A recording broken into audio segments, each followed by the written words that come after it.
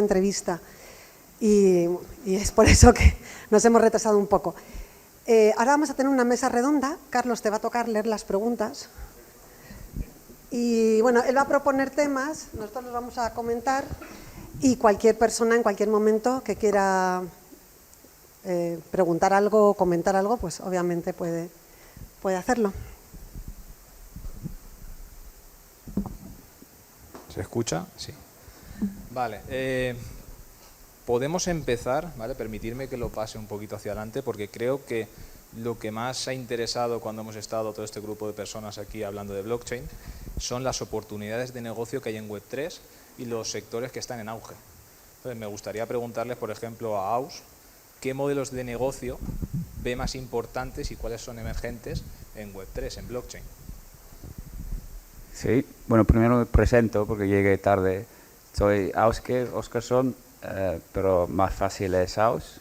Soy islandés, pero he vivido en Barcelona 5 años y por eso hablo castellano y una mica de catalán, ¿no?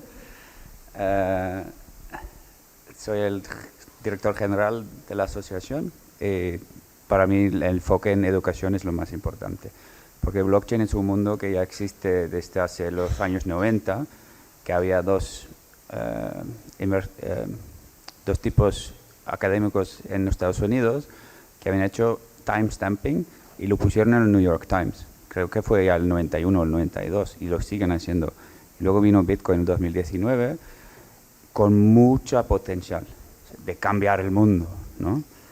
Y lo que ha pasado en los últimos años es que se ha perdido un poco el diálogo en qué es lo que puede hacer blockchain realmente, qué es la promesa de Web3, porque todo el mundo está hablando del valor del token, si sube, si baja, NFTs, ETFs, o sea, estamos ahora viendo una integración del modelo tradicional financiero con la de blockchain, ¿no? Aunque si son digital assets, si son assets que manejan los bancos o si son los rails, digamos la infraestructura que utilizan los bancos para hacerlo. Yo creo que ahora es la época, porque ahora tenemos mucha hype con inteligencia artificial. Igual si hubiéramos hecho un taller de IA, aquí hubiera ido gente hasta abajo al monasterio, ¿no? Entonces estoy muy feliz de que haya gente interesada en blockchain, porque hemos de empezar casi desde cero, ¿no? De educar, de informar, qué es realmente lo que puede hacer un blockchain, ¿no? Al final. Lo más importante para mí es hacerlo lo más aburrido posible. Es una base de datos distribuida. Es una base de datos rápida, con mucho potencial. Si hay algún objetivo dentro de los procesos de las empresas donde hay que intercambiar datos o donde hay que ver los datos de otros, tienes ahí, se llama en inglés, un single source of truth, una única fuente de datos reales en que todos podemos confiar. Y esos modelos de negocios, o sea que no hay límite. La realidad es que no hay límite. Ahora estamos viendo que las instituciones financieras lo están adoptando, ¿no? Que suelen ser los primeros. Pero eso es solo en los fintechs, en la parte financiera. Y luego lo vemos en gaming, que vamos a ver mañana, que hay otros talleres, que todavía quedan plazas abiertas, por cierto, si están por aquí. Y el potencial es tremendo. Y lo que vemos es, ahora, sobre todo en la Unión Europea, se necesita regulación. O sea, la regulación es la que está empujando un poco el siguiente paso, lo que hablé de los productos de pasaporte digital. Lo único que yo veo en estas oportunidades, porque una vez es la ley que dice hay que hacer esto, pero luego hay que pensar, okay, ¿qué valor tiene esto para los negocios, para los individuales, hasta para nosotros como personas? Hablamos de los datos, ¿no? Yo soy dueño de mis datos. Yo ahora en Internet, el Internet no es el Internet que Tim Berners-Lee había pensado hace 30, 40 años. No es lo mismo. Aceptar cookies y todo eso. No tenemos ni idea de lo que está pasando con nuestros datos. Ni idea. Y nosotros somos el producto ahora, ¿no? Con Instagram, con todo eso. Nosotros somos el producto y con blockchain se puede cambiar esto. Pero se necesita conceptos de micropagos y es un cambio bastante brusco en nuestras mentes, ¿no? Porque hemos vivido con el Internet ahora 30 años. Entonces, nosotros siendo dueños de los datos, y también las empresas utilizando esto como valor añadido en sus empresas, ¿no? Esto es lo más importante. Hay que volver a empezar a explicar cuál es el valor real. Si es más rápido, si es más barato, si es más fiable. Estos son los puntos. Y nosotros como industria, que yo llevo 2 años en la industria, somos muy fans de hablar, la tecnología es la mejor. No le interesa a la gente, porque la inteligencia artificial es la que está empujando ahora. Ahí es donde la tecnología es súper interesante. Y nosotros hemos de pensar cuáles son las soluciones que podemos proponer con blockchain. Y es eso, ¿no? Es uno de los productos digitales. Tú imagínate bueno, un puro, un whisky, la chaqueta que tienes, que también hay un mercado de segunda mano. Eso se puede mejorar también. O sea, yo tengo un producto, un pasaporte de mi producto, que es un producto de lujo, siendo arte o bolsa, y luego, si se hace la solución bien, yo la puedo vender dando la misma calidad y certificación que un producto nuevo, diciendo, solo lo he vestido 5 veces, es como nuevo, ¿vale? Pues es haciendo una economía de poder confiar en todos nosotros. Y esto es, con inteligencia artificial, es muy difícil de poder confiar en lo que vemos en el Internet y en todo eso. Entonces, yo diría, los modelos de negocio sin límite, o sea que realmente, y depende de la industria donde estén ustedes, en que trabajen, porque ahí es donde hay potencial siempre para mejorar procesos internos, externos o el modelo de negocio en sí. Pero igual tenéis más ideas. Sí, pues mira, yo te voy a unir inteligencia artificial con blockchain.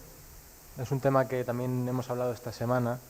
Es un tema que me gusta mucho, le da muchas vueltas y parece que las cosas están yendo hacia ahí. Quiero que visualicéis cuál es la situación actual, cuál es el problema actual, ¿vale?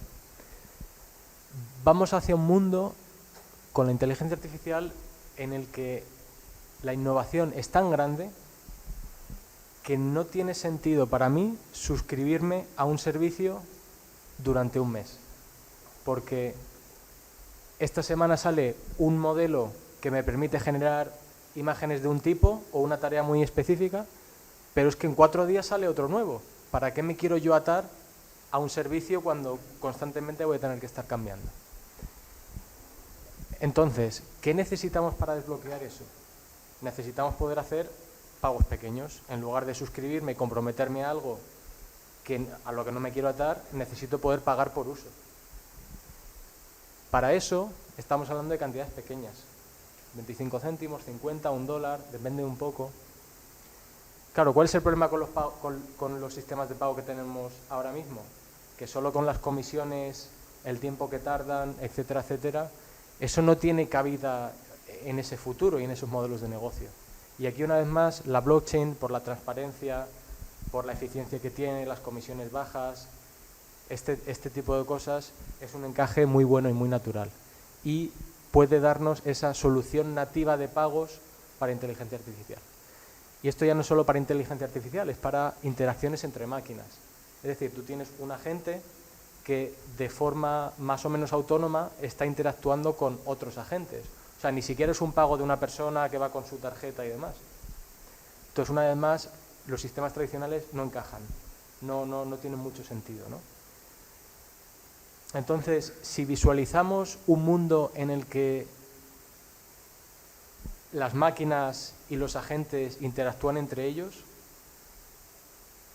y ese futuro es la blockchain, necesitamos una blockchain que tenga la capacidad de mover todas esas transacciones. O sea, no estamos hablando de 5 transacciones por segundo o 10 transacciones por segundo o 1000 transacciones por segundo. Estamos hablando de muchas transacciones por segundo. Y por este tipo de cosas, bueno, desde mi punto de vista y desde mi negocio, siempre hemos pensado que esta es la fórmula correcta, la fórmula que también sigue BSV Blockchain, y creo que es algo muy fácil de entender. O sea, el futuro no va a ser pagos entre máquinas a 10 transacciones por segundo con un sistema mundial, es que no tiene ningún sentido. Y es una visión que, bueno, una vez más, se aleja mucho de la especulación, que está muy bien para el que la quiera, pero si hablamos de realmente utilizar esta tecnología, utilizar la blockchain para resolver problemas, hay que ser muy exigentes con lo que tenemos delante. Así que bueno, es un punto de vista más, un problema que empieza a rascar y empezamos también a ver soluciones. Bueno, empresas como Coinbase, no sé si también están ya pensando en este tipo de cosas y bueno, yo soy muy creyente de que este problema se va a resolver con blockchain.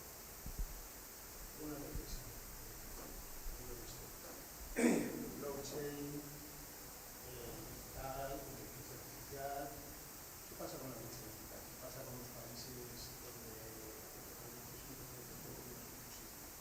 ¿qué pasa en los países donde la circulación del móvil es mínima o solo para una clase de móvil? En algún momento antes habéis hablado de la posibilidad de hacer pagos en los países que no tienen infraestructura bancaria utilizando este tipo de sistemas.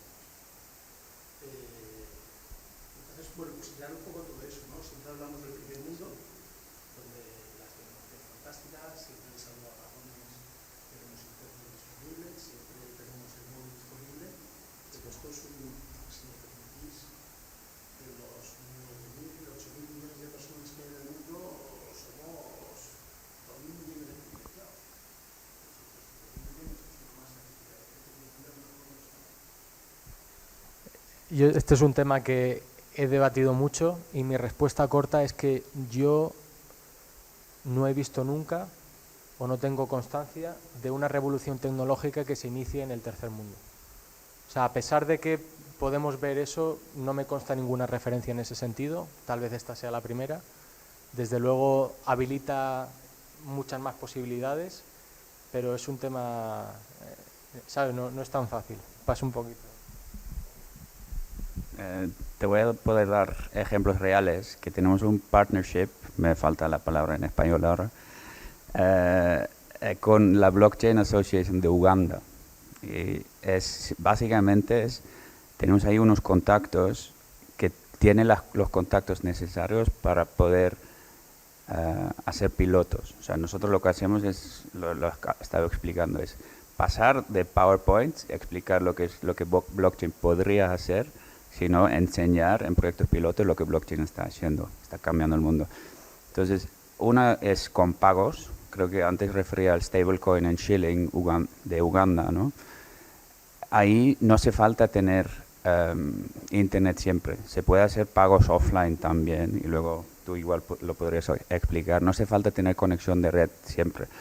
Lo que está pasando ahí es un problema que no tenemos aquí. Nosotros pagamos con nuestras visas y Maestro y nos está comprando 3%, pero no lo está comprando la tienda a nosotros, sino al vendedor. Y ahí sí que lo están comprando al individual. Lo que hacen en Uganda es trabajan con crédito de móvil, o sea, prepago, y se mandan entre ellos. Esto es su moneda. Ya no trabajan con cash ni nada. Básicamente tienen prepago. Yo te debo algo, te mando 10 créditos de prepago. Es como un subsistema de monedero. Y ahí estamos intentando entrar con la ayuda de una empresa local, porque es justo eso. Para cargar, igual te cobran 20 céntimos y el mínimo es 50 céntimos. Y esas personas están viviendo con 1 o 2 dólares al día, que es mucha pasta, es un 20-50%. Y eso es con los micropagos, estamos bajando esas tasas a 0.001, ¿no? Y eso es el modelo del futuro. Entonces, y con los pagos offline lo tenemos cubierto. Eso es en la parte digamos, de pagos. Y luego estamos trabajando con una empresa que es muy relevante para el mundo europeo porque tenemos esas leyes de carbon offsetting. ¿Alguien me lo puede traducir igualmente? Offsetting. O sea, sí, los créditos carbono. eso.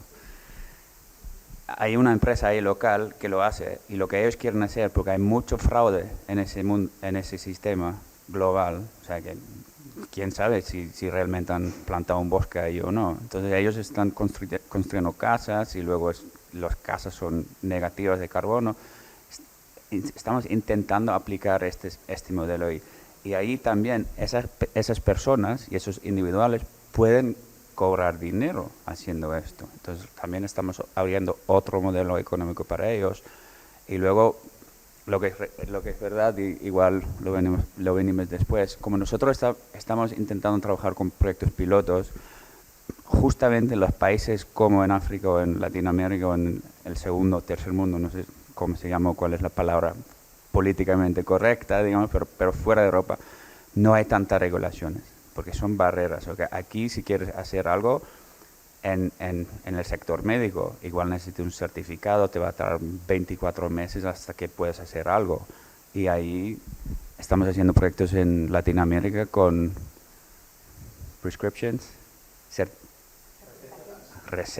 bien, gracias, recetas en la cadena para que no pueda haber double spend, porque al final es volver al básico, que es lo que hace un blockchain, es verificar sin necesidad de una entidad central que no se puede cobrar lo mismo 2 veces. Y eso se puede aplicar en el sector médico y todo eso. Entonces hay mucho potencial en esto, igual más que aquí, porque nosotros aquí no necesitamos stablecoin en Europa. Aquí podemos pagar con nuestro Visa, con nuestra cuenta bancaria. Ahí hay 2.000 millones de personas que no tienen ni cuenta bancaria, ¿no? Es eso. Mucho monólogo. No, solamente reiterar que a veces los países que van, digamos, atrasados con respecto a la adquisición de cierta tecnología acaban enganchándose a la ola siguiente. Entonces, claro, no hay tendidos de hilo, digamos, de telefónico, etcétera, pero hay móviles, o más que había antes hilos. No hay banca, porque a la banca no le interesa instalarse en desiertos o en sitios poco poblados, etcétera, pero igualmente hay un teléfono móvil, ¿no?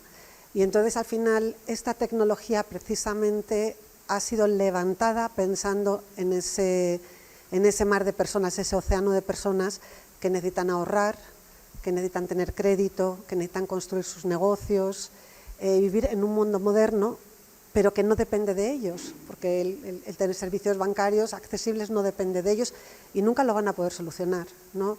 Entonces, precisamente esta tecnología es para ellos, más todavía que para nosotros. Lo que pasa es que nosotros tenemos, digamos, el lujo, los recursos de poderlo plantear, de poderlo estudiar y de poderlo pagar, ¿no? Pero como grupo beneficiado, cuya vida puede cambiar más radicalmente, más directamente, más radicalmente, son personas precisamente que estaban fuera de la tecnología moderna, o sea, que no tenían acceso normal a tecnología moderna. Y no sé si Rafa nos va a explicar ahora lo de los pagos offline, se puede utilizar la cadena de bloques. Sí. Esto es un concepto interesante. Voy a intentar simplificar. Si hay preguntas y extendemos un poquito, pues podemos entrar más en detalle. La idea se basa, primero de todo, una vez más, en el concepto de los hashes, que es como una forma de resumir información, crear índices a los que nos podemos referir para enlazar información. Esa es una de las aplicaciones interesantes. Entonces, esto lo que nos permite hacer es construir pruebas criptográficas de que una transacción ha ocurrido. Podemos verificar una transacción antes de enviarla a los mineros, ¿vale? Todo basado en criptografía y en una cantidad de información muy pequeña y muy sencilla. Tengo que decir que esto tiene ciertas limitaciones, ¿vale? No es, lo ideal es poder enviarlo a un minero, pero en un contexto en el que esto está regulado, hay una parte de identidad o pseudoidentidad también metida de por medio para que la firma digital tenga una validez de atestar algo a una identidad. Esto es importante. O sea, una firma puede ser a nivel criptográfico correcta, pero si no está ligada a una identidad se queda un poco cojo.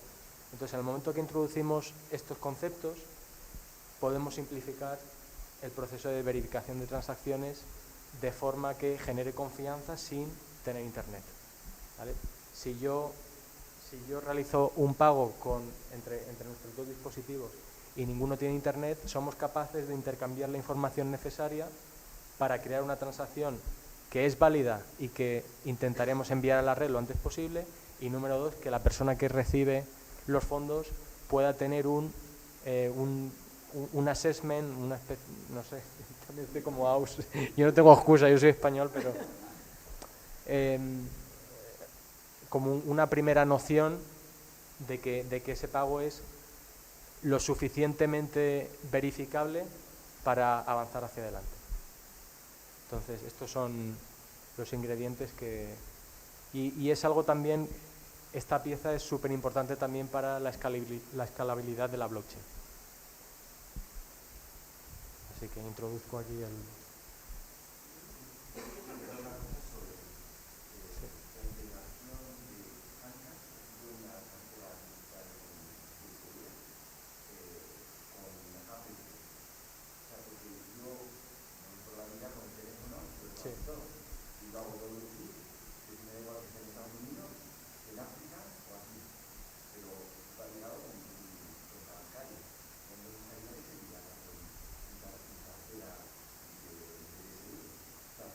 Sí.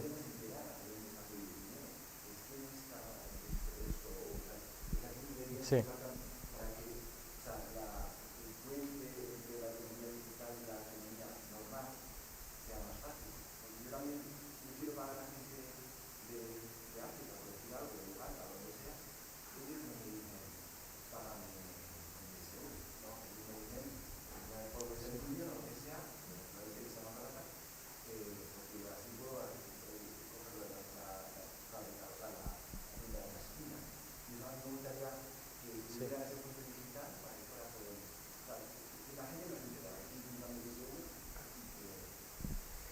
Sí, este es un tema muy interesante. Voy a tratar de poner hay como capas, ¿vale? Hay diferentes redes de pagos o diferentes sistemas financieros. Entonces tenemos el sistema financiero más tradicional, tenemos las tarjetas de crédito que tienen su propia red, tenemos la blockchain que tiene su propia red. Entonces, por la naturaleza de cada una de estas redes, unas tienden a ser más eficientes que otras, ¿vale? La más eficiente que tenemos ahora, ¿cuál es? La blockchain. Pero ¿cuál es el problema? La que está adoptada a día de hoy no es la blockchain. Puede ser Visa, puede ser Mastercard, puede ser SEPA, puede ser la que corresponda. Entonces, ¿cuál es el desafío? O sea, primero, ¿cuál es la limitación? Si yo me muevo del mundo blockchain al mundo SEPA, ya he perdido la ventaja competitiva, porque no puedo ser, o sea, si el valor que yo tengo en blockchain lo traslado a la red de SEPA, voy a estar limitado por la red de SEPA. Entonces, eso es una limitación base. Y luego, otra parte importante es que cuando nos trasladamos de una red a otra o de un mundo a otra, por ejemplo, cuando yo quiero mover los fondos que están en mi banco para poder comprar una stablecoin o poder comprar directamente Bitcoin, ese intercambio, que de hecho es también lo que me permite cambiar de un mundo a otro, tiene un coste base de cómo funciona la regulación, de todos los intermediarios que hay que ahora mismo no somos capaces de quitar, que alguien lo tiene que pagar. Entonces, si yo utilizo mi tarjeta de crédito para comprar 50 euros de Bitcoin, alguien me tiene que dar ese servicio. O sea, alguien va a cobrar por hacer eso. Si pago con tarjeta, ya se lleva un 3%. Luego que si verificación, luego la empresa que me lo hace va a ganar dinero. Ya nos vamos a un 4 o 5 tranquilamente. Entonces, cada vez que yo quiero irme del mundo blockchain al mundo bancario, esa conversión alguien se tiene que llevar un pellizco, ¿no? Entonces, si yo pago en este caso con mi billetera de Handcash, que está súper guay, todo en blockchain y demás, pero quiero transferir ese valor a la red de Visa, alguien va a pillar ahí un bocado. Entonces ya pierdo la ventaja competitiva. En lugar de pagar 0,0001 céntimo, pues ya voy a pagar un 4%, más no sé qué. Entonces hay una limitación base que, ¿sabes?, que no nos permite... Sí.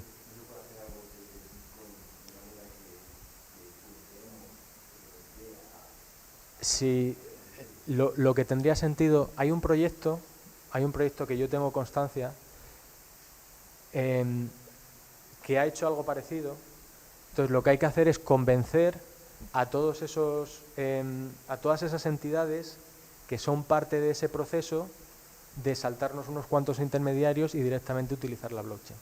Ese sería el desafío. O dicho de otra forma, si por ejemplo Visa funcionase directamente sobre blockchain, no sería lo que es ahora. Entonces, bueno, es una transformación entre lo nuevo y lo legacy, lo que ya está adoptado, el efecto de red de lo que hay y cómo movemos a la gente de un sistema a otro. Un poquito. No sé si sí. Al final, lo que me está comentando, ¿no? La posibilidad de pagar con una criptomoneda, choca de frente contra el poder o el modelo actual económico en el cual solo hay una moneda y solo el gobierno decide qué moneda es. Entonces, claro, ahí tenemos un problema muy grande. En el momento en que intentemos sortear a los gobiernos y alguien, una blockchain, tenga su propia moneda para uso, digamos, legal, decirlo así, no es la palabra correcta, pero para que nos entendamos, tenemos un problema de soberanía muy importante. Y esto me recuerda al proyecto que hizo Facebook hace 8 años. Libra. Donde empezaron a trabajar con un proyecto que al principio era como qué interesante el proyecto, pero que los bancos centrales le dijeron, tú no puedes emitir dinero. La nueva ley que estaba en la Unión Europea, el primer día que salió, el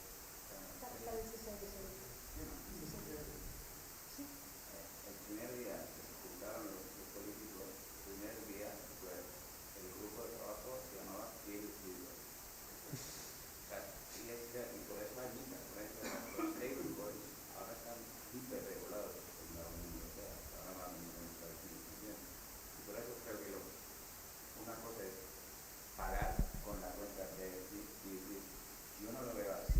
Yo veo PSP es la token con la que pagas las transacciones, pero luego hay un stablecoin por encima. Y eso es lo que quiero saber. Porque tú quieres que tu café hoy, mañana y el día después vale lo mismo. Si lo pagas en un token, solo la función. Por eso se llama stablecoin. Necesitamos esa estabilidad para poder utilizarlo. Y eso sí, hay muchas oportunidades para cambiarlo, pero es un poco a lo que me refería antes. Nosotros aquí en Europa tenemos Apple Pay, tenemos Google Pay. Bitcoin fue inventado en 2009, 2012. En ese día había muchos cambios. Ahora con Apple Pay, Google Pay, la necesidad de realmente pagar con cripto no es tan relevante como hace 16 años, en mi opinión. Por eso me gustaría enfocar en todas las oportunidades posibles con blockchain, no solo de financiero.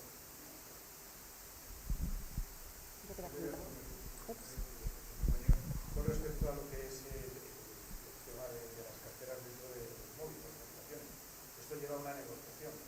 Visa, Mastercard, o Express, Easy o cualquiera de las marcas negocian con Apple Pay. Apple Pay les sienta y les son las condiciones, esas son las características, los protocolos, tienes que hacerlo así.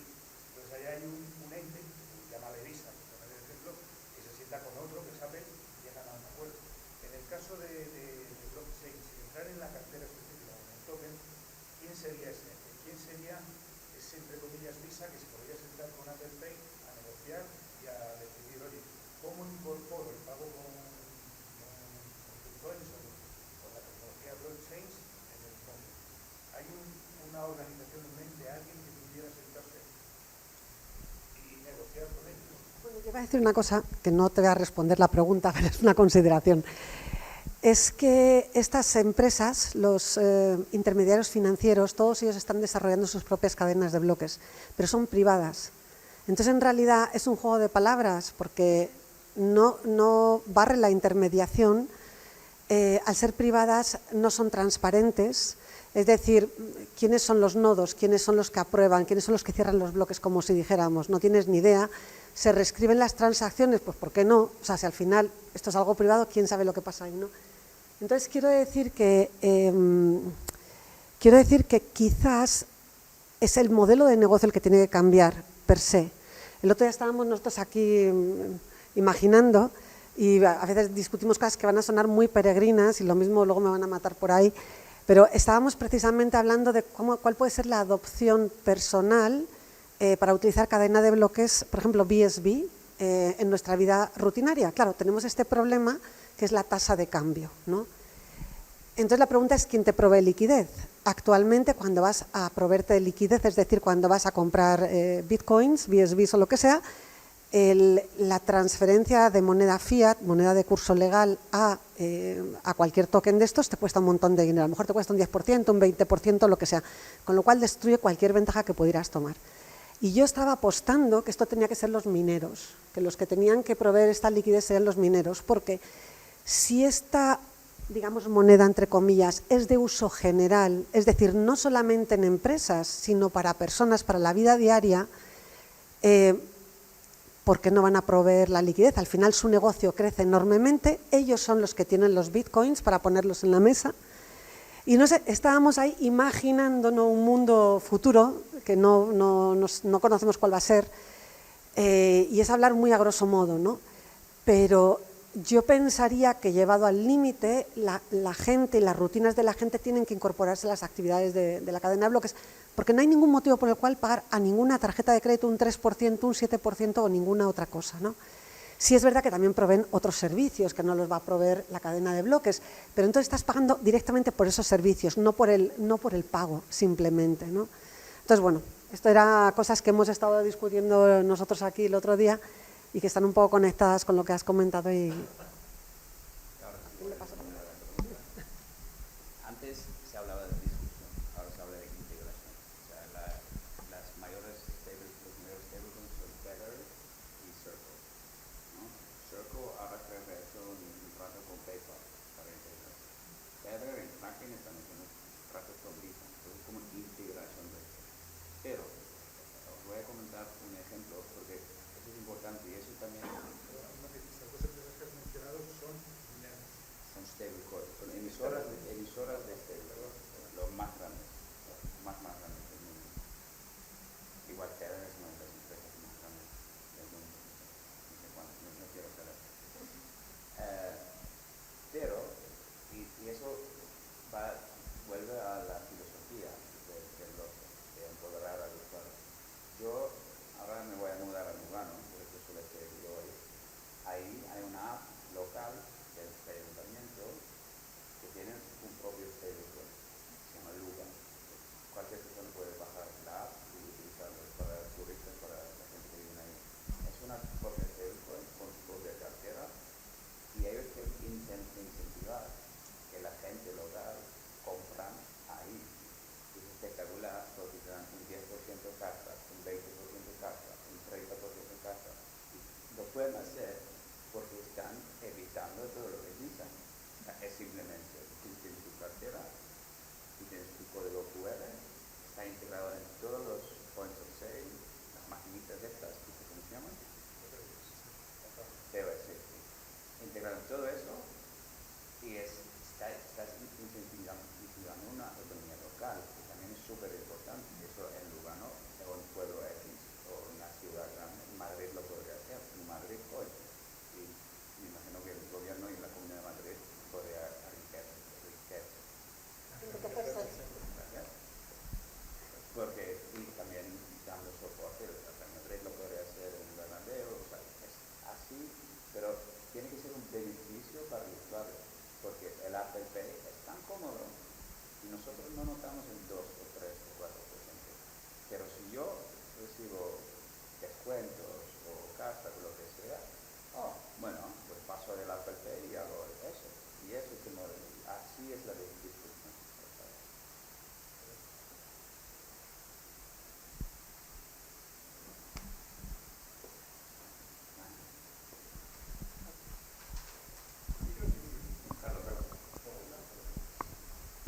Ahora que estábamos tocando un poco el tema de las stablecoins y los pagos, simplemente saber un poco vuestra opinión acerca de las CBDCs, que son las monedas que van a emitir los bancos centrales, y vosotros como pioneros, ¿qué opináis? Me mojo.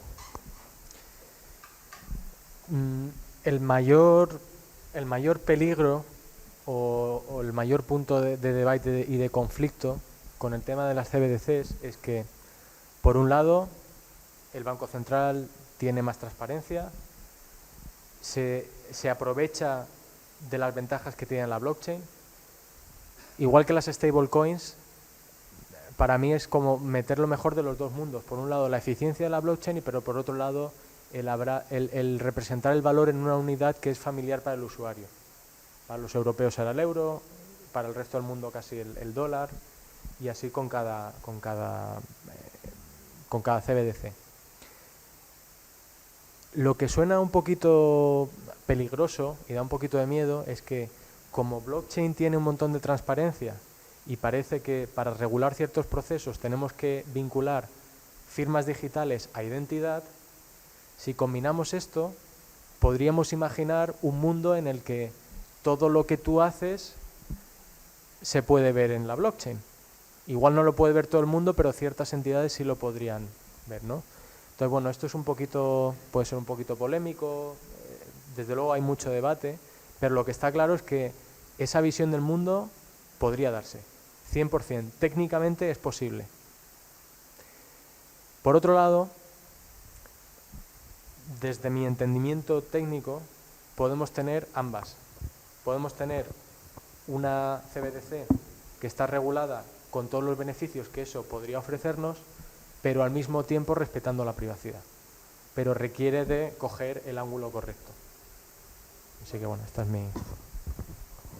O sea, existen dos tipos de CBDCs. Hay retail para el consumidor y hay wholesale. O sea, entonces hay uno que es B2C y otro que es B2B al final. El B2C viene con muchos problemas de privacidad. Yo he visto uno en Camboya y ahí hay mucha polémica del gobierno. Igualmente puede decir, pero ya lo pueden hacer con la cuenta bancaria y todo eso. O sea, si es reemplazar a cash, no lo veo mucho sentido. Si es reemplazar a cuentas bancarias, igual sí. Luego el wholesale tiene mucho valor, porque son bancos entre ellos. Entonces ya tienes tus rails que te hacen más rápido, más fácil. Se necesita un cambio de chip, porque lo que está pasando en los interbank settlements, no hacen todas las transacciones. Lo hacen, los juntan al final del día, te debo X. Pero en blockchain lo que podrías hacer es, te debo X, pero ni siquiera tienen esa liquidez. Entonces es un modelo que actualmente no funciona al 100%. Se necesita cambiar cómo los bancos interactúan entre ellos.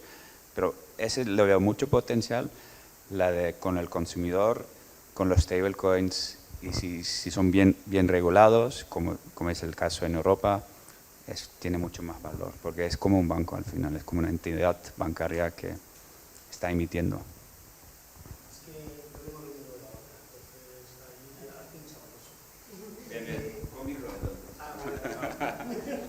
De igual a igual. Yo llevo trabajando muchos años en banca en la parte de sistemas, entonces la reflexión que haces desde un punto de vista tecnológico y de blockchain es extraordinaria y es perfecta, pero desde un punto de vista de negocio bancario, al final el modelo que tenemos en Europa es el modelo en el cual los bancos son las entidades que distribuyen el dinero que sale del Banco Central.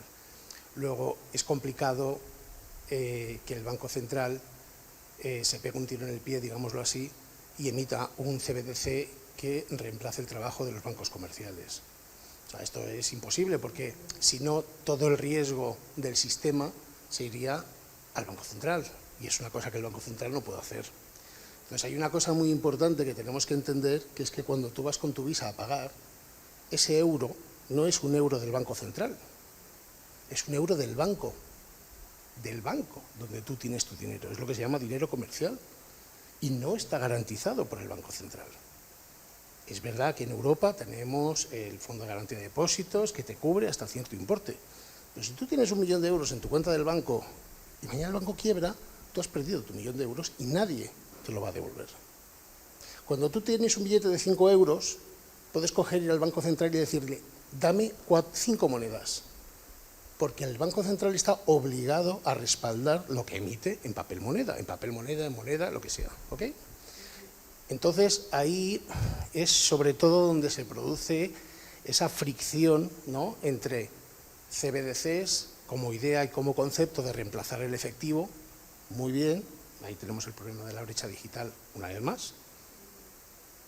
CBDC como reemplazo del dinero comercial, imposible.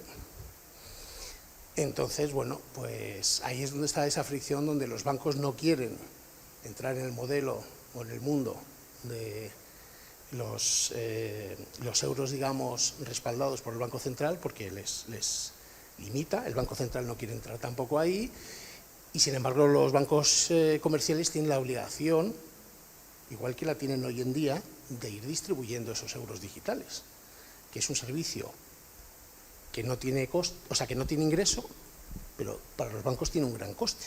No tienes que cambiar toda tu infraestructura para ser capaz de que yo vaya con mi wallet y le diga, oye, de mi cuenta corriente transfíreme a mi wallet todo esto.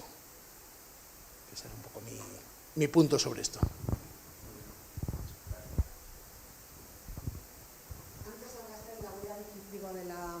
De la brecha digital. No sé si quieras comentar algo sobre eso. Es que siempre es lo mismo. Sí. La brecha digital es lo que decía antes del primer Sí. mundo y del segundo, tercer y cuarto mundo. Está ahí la brecha digital. Mi madre sería incapaz de utilizar la aplicación que hemos visto. Yo siempre digo lo mismo, para que algo sea usado, o sea, yo siempre que pienso cómo de usable es algo, se lo digo a mi madre y le digo, a ver si eres capaz de hacer algo con esto. Es una exageración, ¿vale? No es que lo haga formalmente, pero entendamos la reflexión. O sea, si una persona con 70, 80 años no puede utilizar un wallet digital, difícilmente vamos a cambiar la sociedad. Yo entiendo que ese señor que está sentado, que tiene 20 y... Al palo, 31. Bueno, 31. Cuando tú tengas 80 años, claro, tu vivencia en el mundo digital es otra. Pero mi pobre madre, que poco menos que ha visto nacer el teléfono fijo, exagerando un poco, que desde luego si yo he visto nacer el teléfono móvil, pues es otro modelo, ¿no? De gente, otro modelo de cultura y otro modelo de conocimiento. Entonces un poco es eso, la brecha digital está en ese momento, digamos, de gente que no lo ha conocido, o en otros sitios en que no hay una infraestructura que nos... Sí. Yo lo que creo es que tenemos ahí un problema que además es que la sociedad empeora esa situación que es indiscutible y que no tiene remedio, porque, por ejemplo, las personas mayores, su capacidad de aprender o su interés por aprender, las dos cosas decae con el tiempo, ¿no? Y necesitan tener unas vidas más fáciles y no más difíciles. Pero por otro lado, las sociedades han dejado de dar servicios. Antes la banca mismo, vamos, yo he vivido la banca en España cuando era el banquero de al lado, que era como tu abuelo, al que ibas todos los días, te arreglaba los problemas, te escuchaba el rollo, era un confesor, guión, no sé qué, no sé cuánto, y estos señores han desaparecido, ¿no? Y entonces ahora realmente no ayudan, te hacen que tú te solventes los problemas como puedas, etcétera, etcétera. Entonces yo creo que claro que hay que poner puentes. O sea, la tecnología no te va a dar por sí la solución, lo que va ni siquiera a dar una solución, pero por lo menos a facilitar una transición, es que las empresas en el sector y las empresas que adquieren los servicios entiendan que hay que construir puentes, porque nadie se va a hacer ingeniero de IT simplemente porque se utilice la cadena de bloques, y ni las madres ni los ejecutivos tienen por qué tener este nivel de detalle, ¿no? Entonces yo creo que simplemente hay que entender que hay que dar servicios y ser responsable de las dos cosas. Un ejemplo, lo que es que me ponga un poco ahí. ¿Quién sabe lo que es TLS? ¿No? Es una cosa que usáis probablemente cada minuto y medio de vuestras vidas. Es un protocolo de... Tú lo sabes explicar. No, de Internet. Una de las capas del protocolo de Internet. Es una de las capas del protocolo de Internet. Cuando dos servidores se hablan, cuando tú haces una petición al servidor, se abre una sesión de TLS y se ponen de acuerdo, yo soy tal, tú eres cual, y lo usamos todos los meses, millones de veces. Porque cada vez que hacéis la observación, eso se pone en marcha. Cuando esta tecnología la hayamos evolucionado hasta el punto de que sea totalmente transparente para el usuario, absolutamente todo, que no sepa ni lo que es blockchain, porque no tiene ni por qué saberlo. Entonces yo creo que habremos llegado a ese punto, digamos, de evolución donde realmente la gente va a ver una novedad, ¿no? O no va a haber una novedad, porque tampoco vemos nosotros cómo ha cambiado el protocolo HTTP, HTTPS, si antes utilizábamos SSL, si no, o sea, todo eso no lo hemos vivido como personas. Yo sí, porque trabajo en esto y tienes que estar más o menos al día, pero ninguno de nosotros sabemos todo eso, ¿no? Ni hemos visto esa evolución, pero ¿qué hemos visto? Que de repente hace 30 años, en el año 95, 96,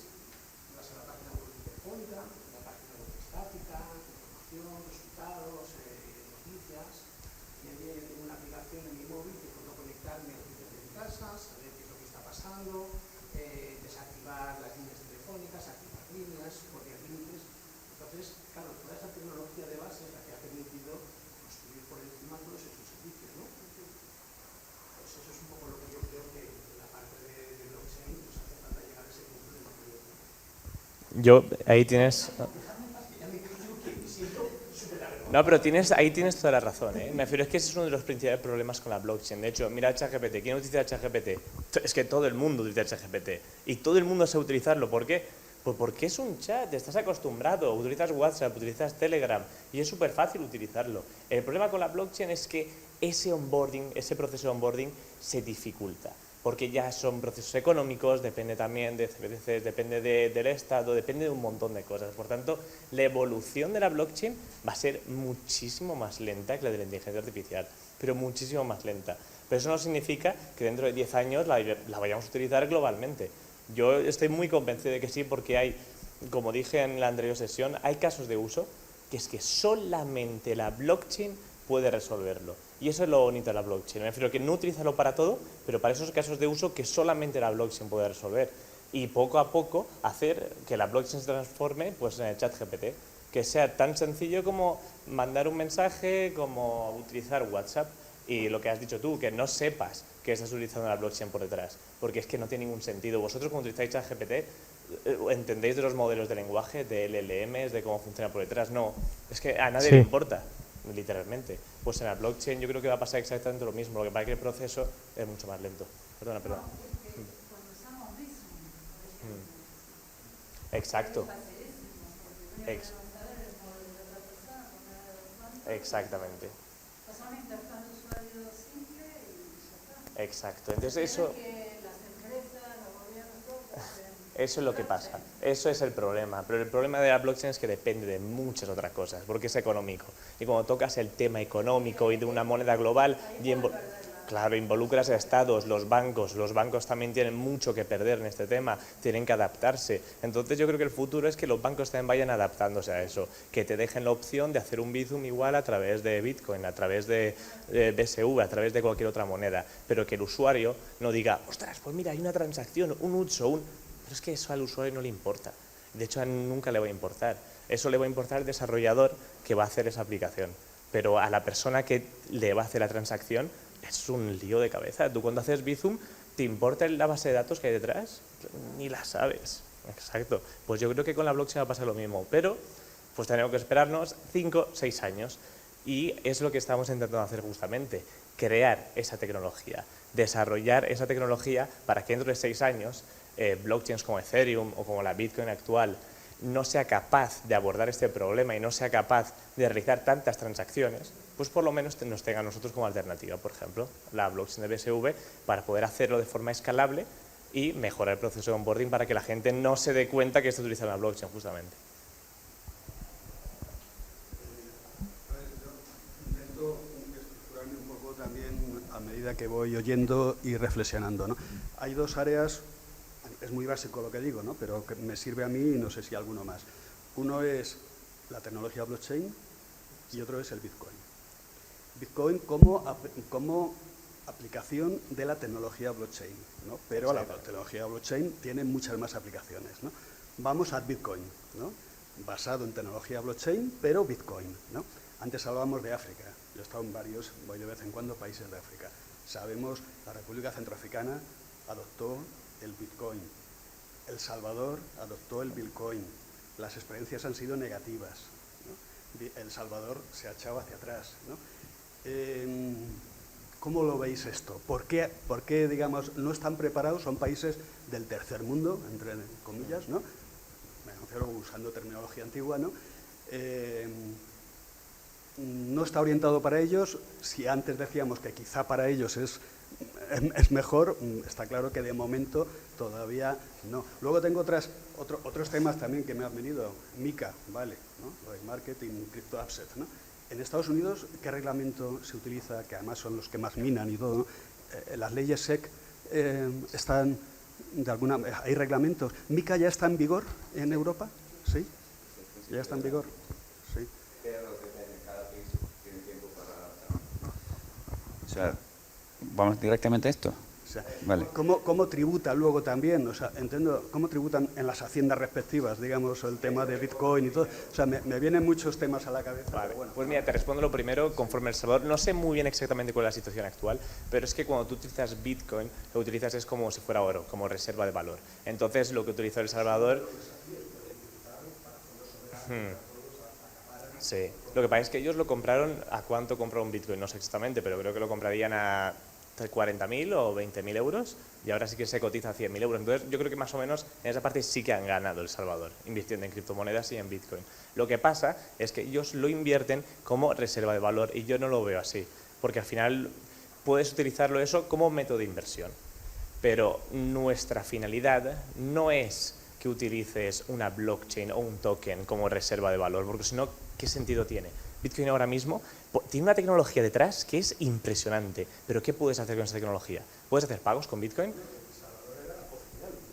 Junto con la moneda, ¿no? Sí. Para pagar, y había el Bitcoin City, el Bitcoin Beach, o sea, eran...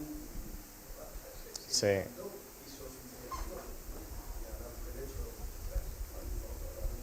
Claro, pero es por culpa de la propia tecnología de Bitcoin, porque vale, la blockchain está bien y Bitcoin también, pero es que Bitcoin, el protocolo que utiliza es muy limitado, no se puede utilizar para hacer pagos. Entonces, cuando El Salvador ha optado por utilizar Bitcoin para hacer pagos, ahí es cuando ha cometido el error. Porque si lo utilizas como reserva de valor, hombre, han ganado, es impresionante. Ahora, lo utilizas para hacer pagos, es imposible. De hecho, te sale hasta mejor Visa para hacer pagos. Ahí es centralizado, sí, pero es mucho más rápido y mucho...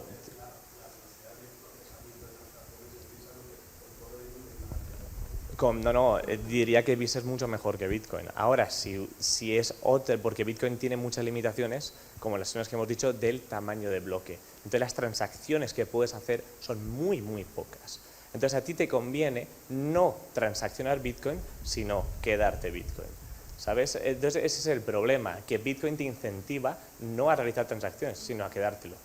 Porque si yo te tengo que pagar un café con Bitcoin, es que no puedo hacerte un pago de €1, porque lo que me cuesta de las fees es tan caro que no sale para nada rentable. Es que es horrible. Entonces, El Salvador, yo creo que uno de los problemas principales es ese, que ha intentado optar por una tecnología como la de Bitcoin para poder hacer esos pagos cuando no es del todo viable por problemas no de la blockchain, sino del protocolo que intentan hacer con Bitcoin. Es Bitcoin Core lo que está hablando.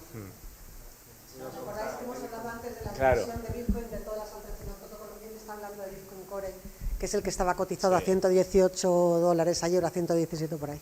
Exactamente. Entonces, Reflexión sobre esto. Y acordémonos de la dolarización argentina y de la dolarización en América Latina. Es decir, al final, cuando adoptas un patrón moneda que no es el tuyo y sobre el que no tienes control, pues la economía del país pues llega a cualquier lado. En el caso de Latinoamérica, pues visto que muchos países estaban al borde de la quiebra cuando dolarizaron su economía. Porque no tienes control, no puedes controlar los tipos de interés, no puedes controlar el tipo capital, no puedes controlar nada. Porque eso lo controla otro. Y entonces, si ese otro te quiere hundir en la miseria, por ejemplo, pues lo puede hacer. Aquí en el caso del Bitcoin, yo no lo veo que alguien quiera, digamos, molestar a nadie, pero lo que sí veo es que al final adoptas. O sea, si tú como país tienes que pagar en Bitcoins a los empleados públicos, ¿de dónde sacas toda esa cantidad de dinero? Porque solo trabajas en Bitcoin. No, pero Si mis sueldos son claro. 1.000 Bitcoins, pues mis sueldos son 1.000 Bitcoins. Y si el Bitcoin de repente en el mercado extranjero ha subido un por 20, pues de repente mi sueldo ha subido un por 20 con respecto al exterior. Claro. todos los días también con el euro, con el dólar, que tampoco es estable, también depende y también es muy volátil. El euro y el dólar no tienen ni de lejos a la cantidad del Bitcoin. Ni de lejos. Y además hay mecanismos de control, hay un montón de cosas. Claro. Entonces, o sea, la volatilidad del euro es mínima. O sea, si hay pues, los últimos... La tasa de inflación, justamente, lo que has dicho que se valora por eso. ¿Cómo lo compensa? Imprimiendo más dinero. No, el Bitcoin no puede imprimir más dinero.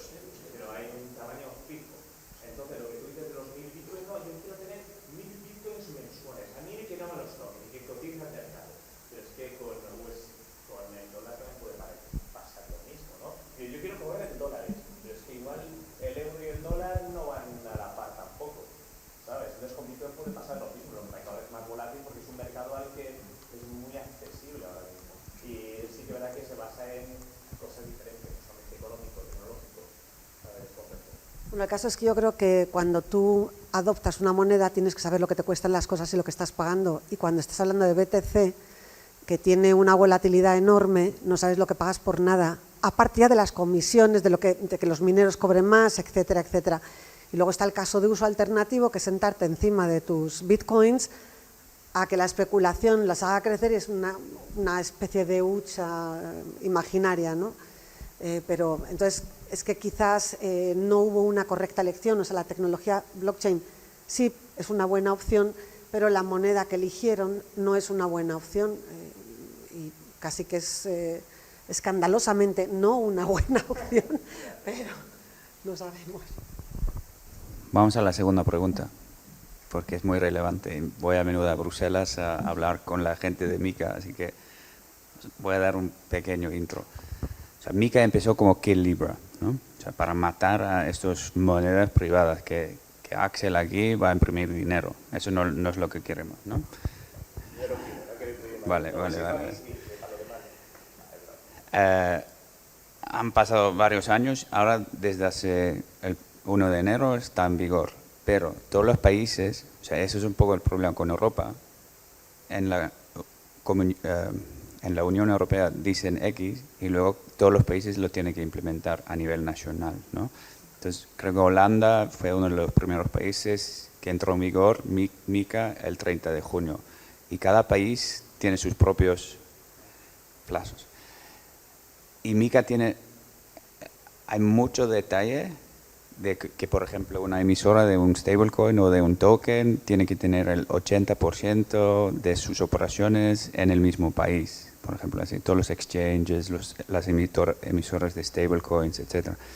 Es bastante peculiar. Hay varios países, Malta, que ha sacado ya creo que 5 o 6 licencias de Mica, Irlanda hay algunos, luego cada país lo hace de manera diferente. Y eso es un poco el problema típico europeo, que tenemos varios niveles de impuestos, varias leyes, etc. Y lo vemos con Mica también.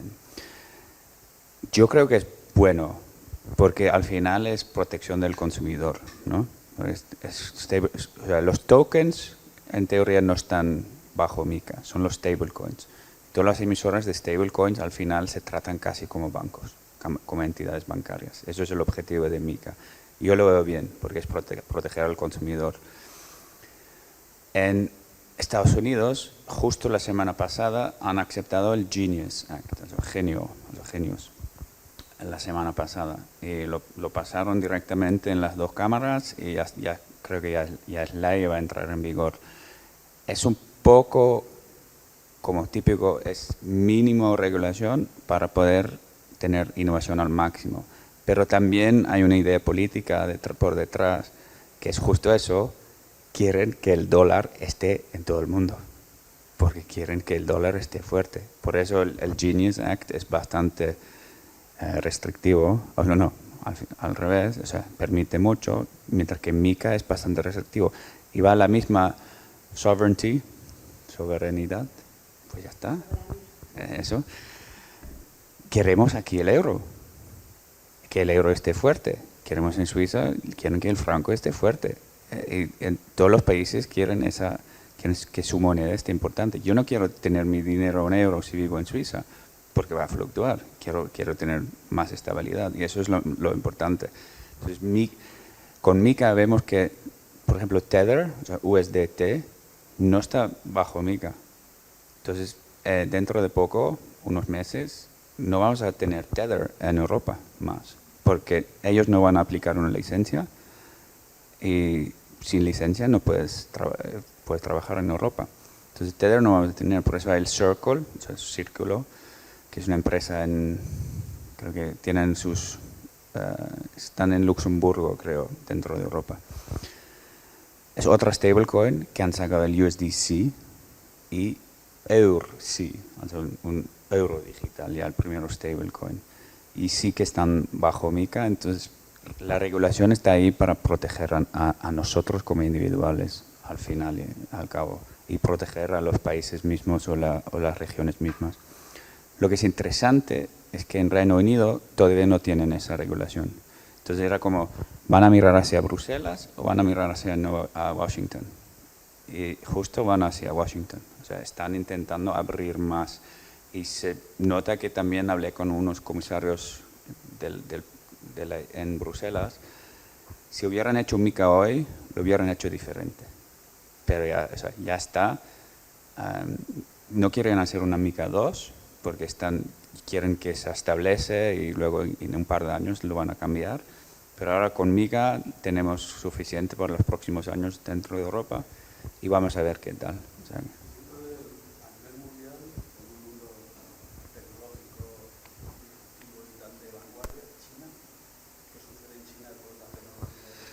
yo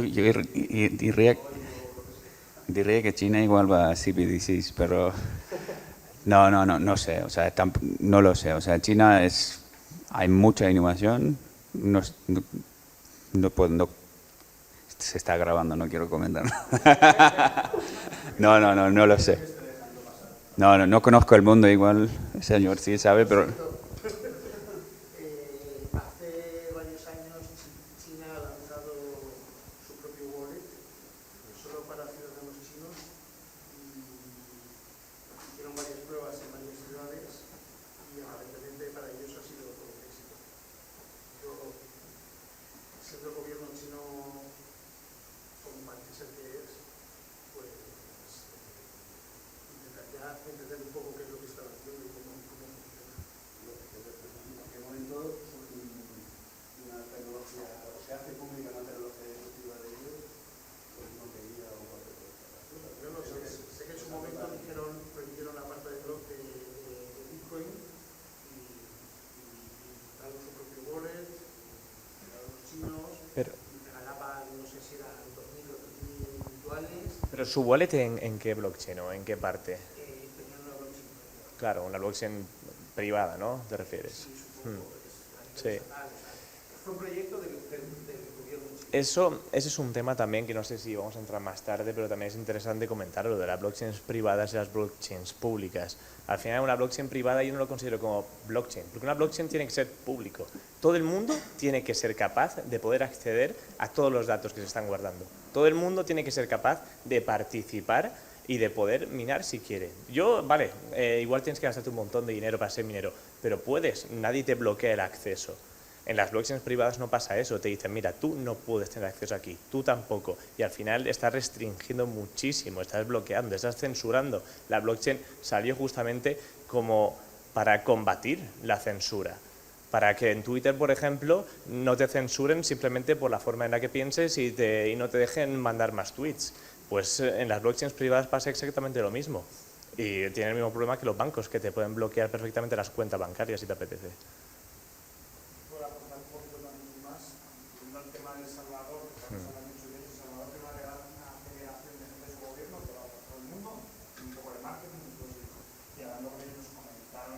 Antes de que dieran el paso para atrás, lo que fue un Fondo Monetario Internacional les dijo que si se busca la moneda oficial, este préstamo de 1.400.000 millones de euros que vamos a hacer, se termina. Entonces, podemos hablar de 1.000 millones de factores, pero probablemente ese sea el más principal para que ellos echasen un paso para atrás. Y luego en China, que es interesante, es contradictorio porque en China nunca se sabe lo que se pasa dentro. Por unos datos parece que sí que ha sido un éxito porque lo han impulsado mucho y parece que lo han usado, pero por otros lados la población de a pie no lo pensaba. O sea, donde más se dedica el gobierno es en la gente, o sea, en los salarios que se pagan, en los incentivos de todo lo que se ha hecho, pero los últimos estudios están revelando que dicen que la gente de a pie no lo ha utilizado, sobre todo por 2 o 3 motivos, que es el control, que es un poco lo que da miedo.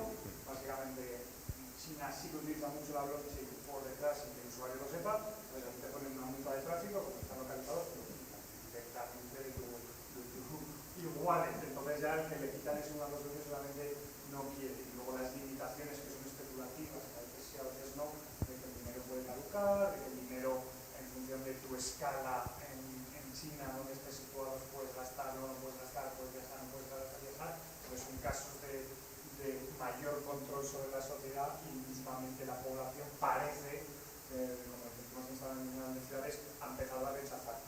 Todo esto, como digo, es especulativo, cada una de sus investigaciones, porque más en China es bastante más complicado saber lo que pasa. Entonces, a un éxito ni fracaso, parece que hay esa doble lucha, que el gobierno dice que sí, el usuario de a pie parece que lo rechaza.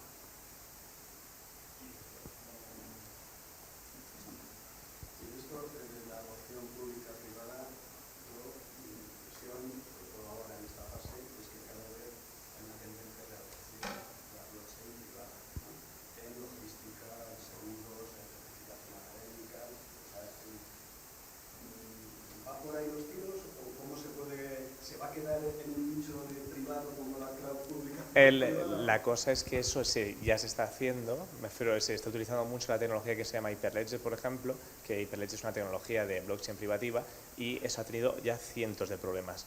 ¿Y por qué? Porque no pueden aguantar tanto movimiento. Porque cuando tú creas una blockchain privada, lo que estás haciendo es crear otra vez tu propia infraestructura desde cero. Entonces no tiene ningún sentido. Ya tenemos BSV, tenemos Bitcoin, está formados por cientos de nodos que tienen una infraestructura ya gigante y ya son capaces de hacer y recibir un montón de transacciones. Entonces, si tú lo que quieres hacer es crear tu blockchain privada, tienes que hacer la infraestructura totalmente desde cero. Entonces, ¿qué problema tienes? Pues los problemas que tendrían las blockchains al principio, de escalabilidad total. Entonces, no tiene sentido que existan muchas blockchains, porque entonces la identidad, ¿dónde está? ¿Cada blockchain tiene una identidad diferente? Y claro, la idea es que exista una blockchain en la que exista una identidad única y en la que exista, pues, escalabilidad total. Entonces, yo creo que no tiene mucho sentido crear la infraestructura completamente desde cero. De las blockchain privadas yo no creo que tenga mucho futuro y encima ya han tenido problemas. Por ejemplo, Alastria, sus propios nodos tienen que reiniciarse cada cierto tiempo porque no son capaces de recibir tantas transacciones. Y Alastria creo que es una de las blockchains privadas que utilizan Hyperledger más grandes de aquí de España. Lo que pasa es que no son capaces de soportar esa infraestructura actualmente. Quiero añadir una cosa, porque creo que es muy relevante. Es que antes todo el mundo iba a blockchains privados, justo por el tema de privacidad. Mis datos están en blockchain público, están por todo el mundo, todos los pueden ver. Y eso es un mito que quiero matar aquí. Se puede mantener privacidad en blockchains privados. Si vemos aquí el 8 que estaba viendo Rafa, el hash, eso no es decir, o sea, uno, nadie lo puede descifrar. Tú puedes publicar lo que quieres, tú puedes compartir lo que quieres, pero si tú no quieres compartir nada, tú simplemente mantienes el ownership, o sea, tú eres propietario de esos datos, solo utilizas el blockchain para poner el hash y luego es la verificación que no se ha cambiado, etc. O sea, privacidad, y eso justo eso lo vemos en Bruselas también, que hay una tendencia muy grande salir de todos esos blockchains privados y dejar innovación en blockchains públicos. Lo que es en Unión Europea tenemos ese GDPR, ¿se llama así también? O sea, privacidad de datos personales.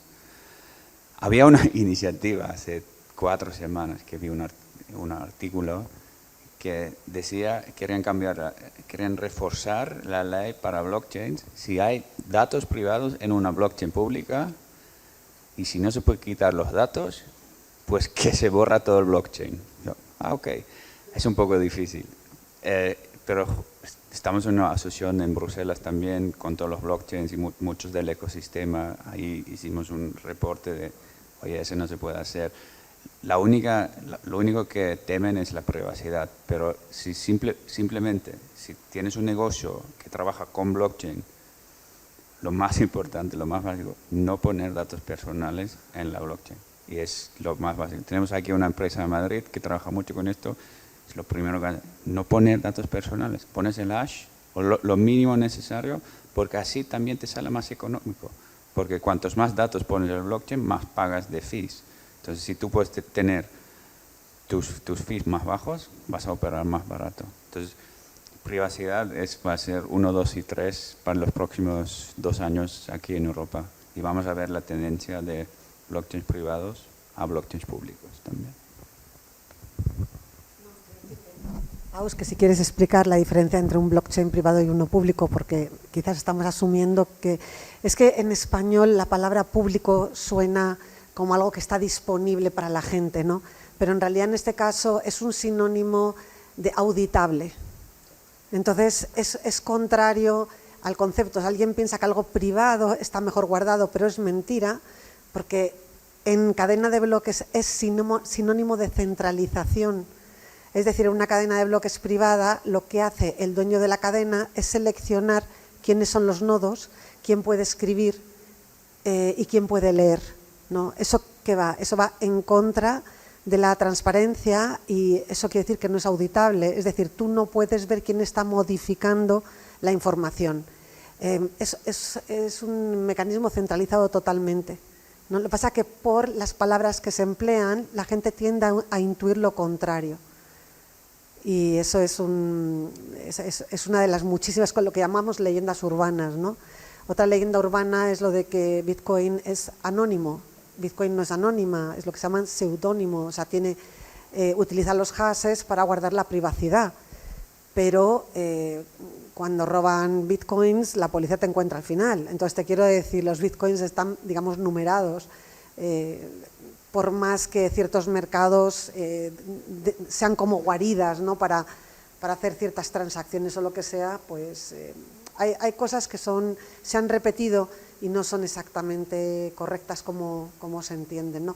Y la otra cosa que no hemos hablado, pero que estaría muy bien que lo mencionaras ahora, es la arquitectura que tenemos.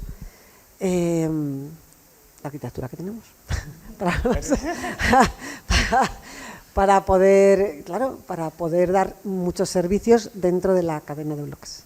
Vale, antes, en inglés se diferencia también entre permissioned y permissionless, con permiso o sin permisos. Eso explica mejor la diferencia entre público y privado, es decir, quién puede y público es sin permisos, todo el mundo. Nosotros podemos hacer lo que queremos. Por eso, nosotros somos la asociación PSB, pero no somos la blockchain. La blockchain son todos los mineros, todos los usuarios, todos. O sea, no es nuestra blockchain. Nosotros simplemente estamos aquí educando sobre esta blockchain y sobre el valor real de una blockchain, ¿no? Sin hablar de especulación ni nada. Simplemente lo que puede hacer un blockchain. Luego arquitectura, pero ya es más técnica. Somos pocos islandeses, pero de los islandeses somos 3 en la empresa, 3 hermanos además. Y mi hermano mayor es el CTO, o sea, jefe técnico, y ha hecho la nueva arquitectura de esa blockchain para poder hacerla escalable. Porque uno es... ¿Habéis hablado de block size? Sí, bueno, pues una cosa es el tamaño de bloque, pero luego es software engineering para poder hacerlo. Entonces ya vamos a partes más técnicas, hacerlo modular, escalable, para que realmente se pueda hacer a lo más eficiente posible para los mineros. Y luego como toda esa capa es pública, luego hay como una capa que no se tiene que confundir con un layer 2, que igual conocéis de Ethereum o de Lightning en BTC. Es como una capa donde puedes hacer un indexing especializado, porque al final lo que pasa es, si tienes una red que corre a millones por segundo, tú al final solo te interesan las transacciones de tu empresa o de ti personalmente. Entonces lo que hace falta es como un filtro para que tú solo veas lo que es relevante para ti, porque si tú necesitas buscar entre 1 millones por segundo, no lo vas a encontrar y vas a tener que tener tú mucha potencial. Tú vas a tener que tener un ordenador súper potente para poder verlo. Y para poder evitar eso, existe como un servicio de indexing para que tú solo veas los tuyos. Puedes filtrar lo que es relevante para ti. Y eso es lo muy importante. Es como la capa intermedia. Y luego tenemos entre las carteras, que es el capítulo 8 del white paper de Bitcoin, que es Simplified Payment Verification, y también el white paper se llama Peer-to-Peer Electronic Cash, realmente peer-to-peer. Eso es lo que estaba explicando Rafa antes, que está implementado en las carteras para que tú realmente la mandas a Axel y luego él lo confirma en la blockchain y hay una cierta confianza entre nosotros. Aquí hay limitaciones, o sea que si se habla de un café, o sea, el riesgo es mínimo que va a ser fraude. Si estamos hablando de un Ferrari, pues igual me espero un par de bloques hasta que esté todo bien, pero igual es más barato y más rápido que una transferencia bancaria, por ejemplo, si estamos hablando de tanto dinero. Entonces son como las 3 capas de potencial brutal, y con eso no lo estamos haciendo solo, estamos trabajando con Amazon, con Aerospy, con varias empresas muy grandes para poder lograr eso, hasta Amazon nos llamó un día diciendo, oye, chicos, ¿qué estáis haciendo? Porque hicimos un test de 2 semanas con el promedio de 1.1 millones de transacciones por segundo, con bloques de 120 gigabytes, y ahora es más técnico, pero es del otro, y se necesitaba tanta que Amazon estaba capada. Eso ya es una buena señal. Si tenemos al gigante del mundo ahí pidiendo por favor, esto es una buena señal, pero simplemente era testear. Entonces tenemos esa escalabilidad total con un protocolo súper básico, o sea que es súper potente.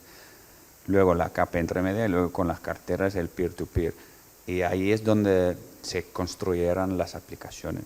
Entonces es un poco de, no les interesa el protocolo por debajo, no le tiene que interesar al usuario lo que pasa en las capas que yo estoy mencionando. Esto es cuestión de la empresa, del departamento técnico dentro de una empresa que lo está implementando. Pero el usuario al final tiene una aplicación y le funciona o no le funciona. Si le funciona, genial. Si no, tiene un problema. Ya está. Y eso es un poco el paradigma, el shift que necesitamos hacer con blockchain, es hablar en soluciones, casos de uso, y no solamente en la tecnología. Porque si quieres hablar de tecnología, estaríamos todos ahí en el workshop de inteligencia artificial. Entiendo que el almacenamiento de información lo tenéis total, no restringís y elimináis información obsoleta de 5 o 10 años dentro de esa arquitectura que tenéis montada. Esa es una pregunta, y luego si puedes decir un poco qué arquitectura, en qué estáis basados, qué tipo de servidores, qué tipo de tecnología utilizáis para ese crecimiento escalado, que podéis crecer según vayáis teniendo cada vez más necesidades, porque esto en cierta manera 120 gigabytes, 1,1 millones por segundo a este tamaño, esto es una salvajada. Sí. No, es que no existe. Bueno, ahora existe. Es eso. La primera, en el Bitcoin White Paper, y es según protocolo, entonces los nodos, los mineros, no tienen que guardar todos los datos. No están obligados a guardar todos los datos. Entonces, o bien los usuarios, las aplicaciones que están utilizando el blockchain guardan los datos, o hay un servicio externo que puedes contratar para que guarden tus datos, etcétera. Pero no hace falta que un nodo guarda todo hasta los 15 años. Nosotros como asociación tenemos, se llama Seed Nodes, nodos de semilla, es simplemente un servicio que mineros nuevos o aplicaciones nuevas que quieren empezar a crear bloques o les damos el servicio para que puedan unirse, eso sí. Luego, lo más potente se llama el UTXO set, el set de uchos, y eso es donde necesitas una base de datos hiperpotente, y eso es el Aerospike que está hablando, es una empresa americana igual, sí, pero con sede aquí también. Y luego el segundo, te voy a buscar un enlace, porque justo hace 2 semanas hemos sacado toda la documentación y está todo ahí explicado de qué hay que hacer para que corra un nodo. Porque lo importante es, puede soportar hasta 1 millón, pero en volumen actual entre 10, 100, 1000 transacciones por segundo, depende, porque es un sistema que vive, ¿no? O sea, si la gente lo utiliza hay más, si no, menos. Por eso la arquitectura modular es tan importante, porque si ahora tenemos a todos los mineros con todo el hardware y CPU power para que puedan soportar hasta 1 millón y luego no hay nada, es una pérdida de dinero y de tiempo para todos. Y entonces ahora pueden correr más económico y más eficiente, pero si ven que suba el volumen, pueden subir con esto. Y eso es como la clave para que sea eficiente para los mineros, digamos. Pero te paso el link, que luego lo busco. Y eso siendo no técnico, ¿eh? Por algo eres el jefe, está claro.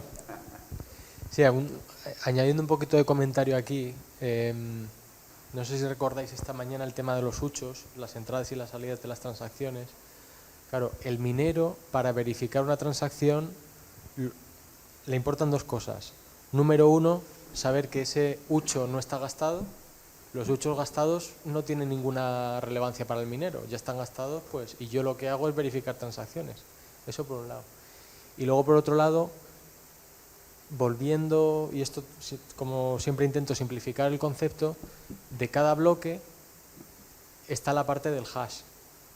Y luego las transacciones están referenciadas en cada bloque, ¿vale? Con el sistema de SPV que simplifica la parte de los pagos.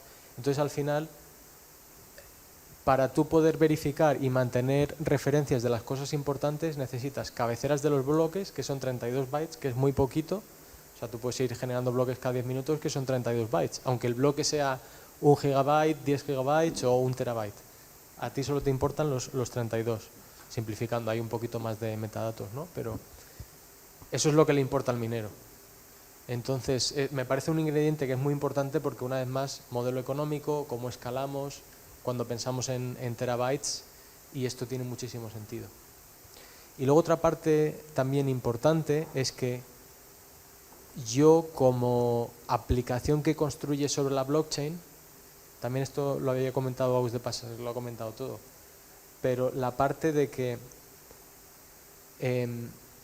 yo me guardo como aplicación la información relevante para mi negocio. Hay terabytes de información, vamos a terabytes por segundo, nos vamos a lo que quieras. Si mi negocio es pequeño, a mí no me importan los terabytes, a mí me importan mis transacciones, mi historial de transacciones y mis pruebas de que esa transacción se incluyó en un bloque. Entonces, es un modelo muy bonito que escala muy bien. O sea, la blockchain va por un lado, pero cada individuo se preocupa por lo suyo.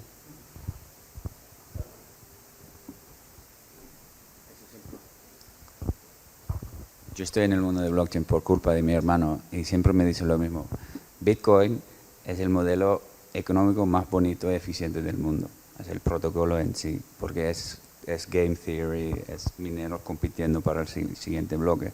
Pero todos estos detalles también son pruebas de cómo el protocolo puede hacerlo lo más económico posible para todos. O sea, es bastante genial, digamos.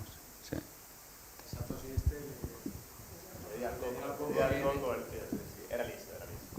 Hola, no la sabemos. O sea que.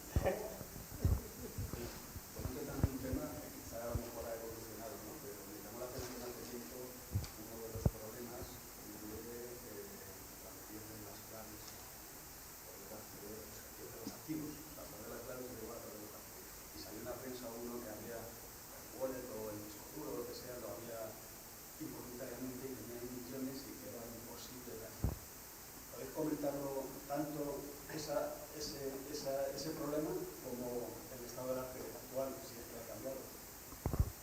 O sea, para este señor sé que ahora está en el Reino Unido, tiene el disco duro en su casa antigua y la habían tirado y ahora está luchando con los jueces para que tenga acceso a la obra, pero no se lo van a dar.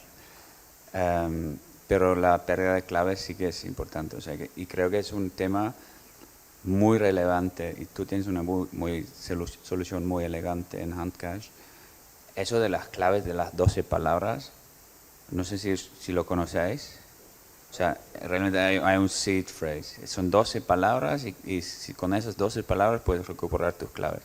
Pues eso hay que tirarlo a la basura porque nadie lo va a poder utilizar. Entonces voy a dejar el micro a Rafa porque hay varias opciones para hacerlo más fácil para el usuario. Porque al final hay que pensar desde el usuario cómo puedo recuperar mis claves. Sí, antes de eso, quería poner algunos ejemplos fuera de blockchain donde hay una diferencia entre acceso a y propietario de. Pierdo las llaves de mi casa, no, el que se las encuentre por ahí no es el propietario de la casa. Entonces, con el tema de blockchain, pues parece que esa parte no la acabamos de atar con la parte legal y con el resto de normas que tenemos. Pensaba que ibas a comentar el Asset Recovery, la empresa de... hay ya ciertos procesos que están ya en marcha para, de forma legal, si tú puedes demostrar que tú eres el propietario de las claves privadas, aunque no tengas acceso porque por X o por Y las perdiste, existe una forma de obtener una compensación por ello. Entonces, me parece un tema, bueno, que es... No, hay casos ya de personas que... Claro. No, claro, criptográficamente lo que ha pasado es lo que ha pasado. Ese es el punto. Eso por un lado. Y luego, volviendo más al tema de la experiencia de usuario, nosotros empezamos hace 8 años. Tenemos experiencia de 8 años creando wallets. Cuando empezamos, pues somos nuevos en la industria, adaptamos los estándares de lo que hay ahora mismo, y el estándar de la industria es que cuando tú te creas la billetera, tú te tienes que hacer cargo de las claves privadas. Está súper bien porque, ¿no?, recuperas tú el control de todo y demás. Pero en la práctica, la persona promedio no es experto en seguridad y en buenas prácticas para cómo guardar y proteger claves privadas. Entonces, ¿con qué nos encontramos en la práctica? Cuando nosotros aplicábamos ese modelo, teníamos personas que nos contactaban a soporte técnico todos los días diciendo que la aplicación le estaba pidiendo unas palabras y que no sabían ni lo que era, que dónde estaban, que cómo las podían recuperar, que si se las podíamos enviar por email y no podíamos. Entonces para nosotros era muy frustrante, prácticamente día tras día, era como que le estamos fallando a nuestros usuarios. Sí.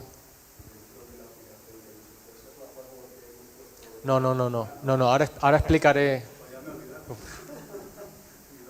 Ese dólar, madre mía. Pues, bueno, que esto era el día a día, ¿no?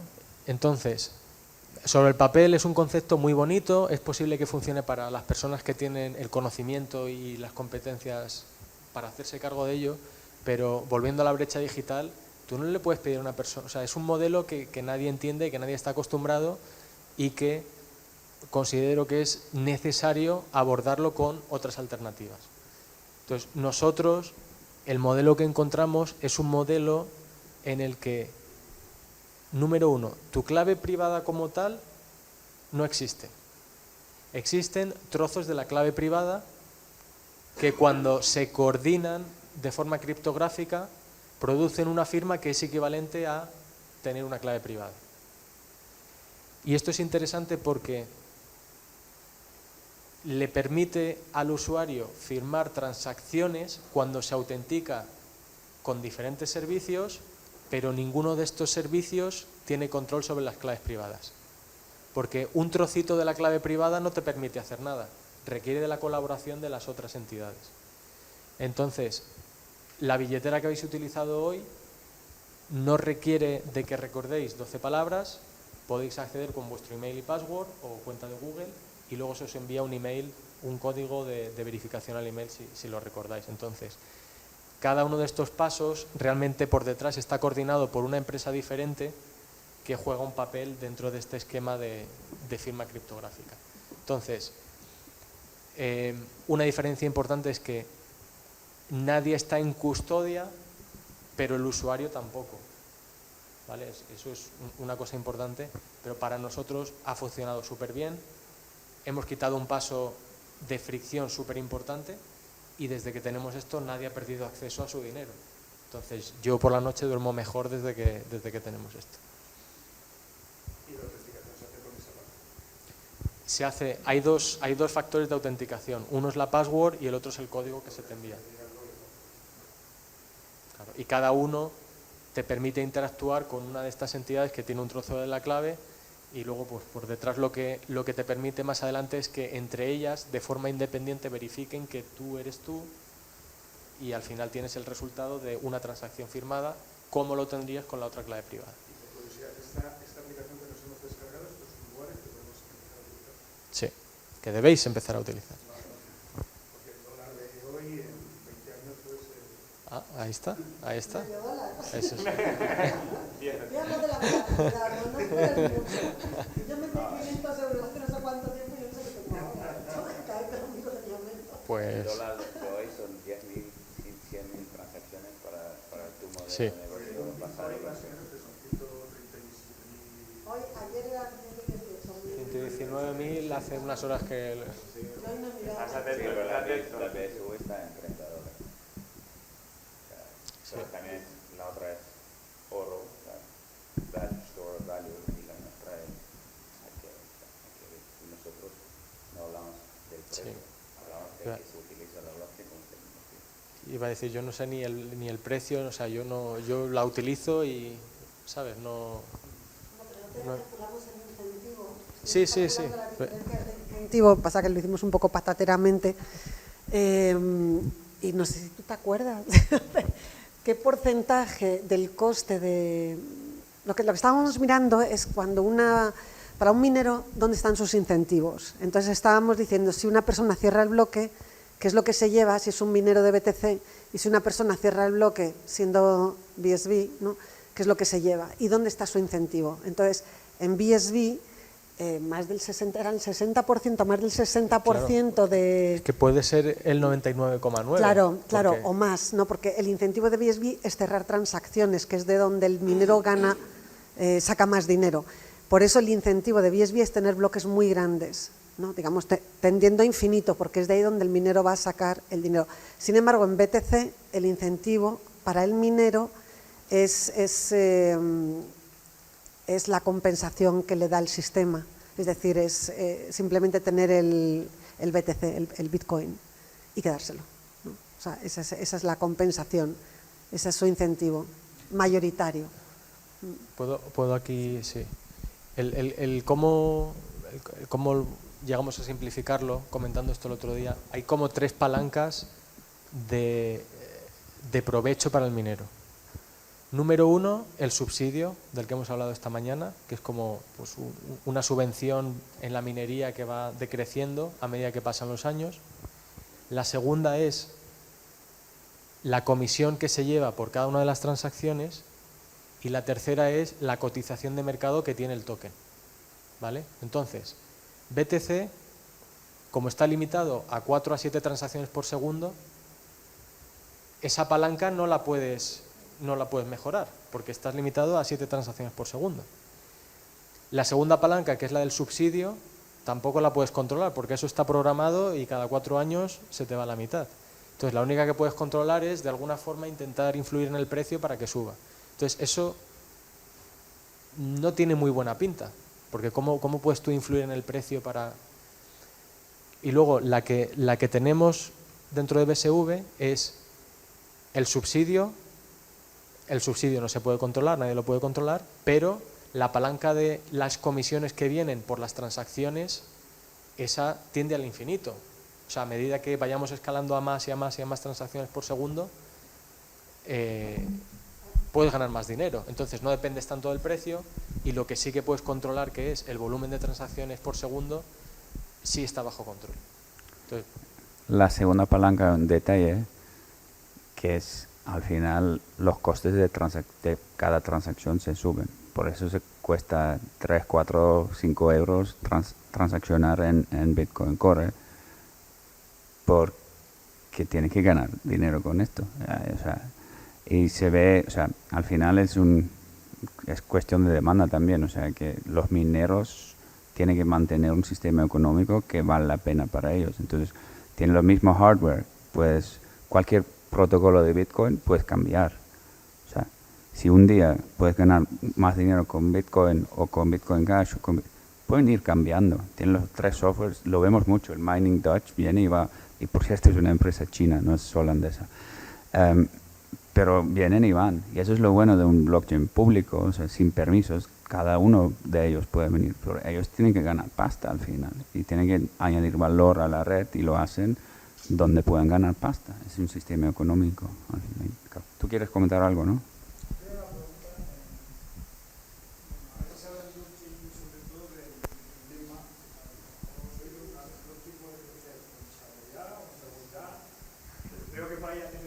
no, es que lo comentamos esto hace unos días. Puede ser o centralizada, o segura, o escalable. Entonces, si creces en una dirección, de las otras vas a perder por autonomía y por cómo están creadas. Está diciendo que crecemos en escalabilidad, que es la difícil, intentando ser el top 1, teóricamente, es una práctica de conseguirla. ¿Cómo mitigamos los riesgos en las otras? Para mí no hay trilema, para mí es un tema económico. O sea, la magia de Bitcoin está en cómo los incentivos económicos están distribuidos. Si eso escala bien, tienes todo.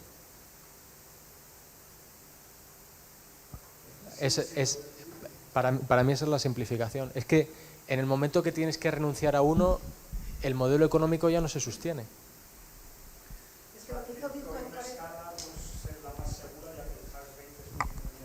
Mira, el Bitcoin Core capó el tamaño del bloque aposta. Fue una decisión que tomaron los mineros porque les beneficiaba a ellos. Entonces, quiero decir, hay, digamos, el sistema se compone de audiencias distintas, ¿no? Y en ese momento hubo unas luchas sobre si el tamaño del bloque tenía que cortarse o no tenía que cortarse. Entonces, ellos pensaron, bueno, por una serie de motivos que les beneficiaba. Pero esto es una imposición ficticia, eso no está en el protocolo. Entonces, no forma parte del modelo económico que diseñó Satoshi Nakamoto, sino que de alguna manera han truncado ese modelo económico.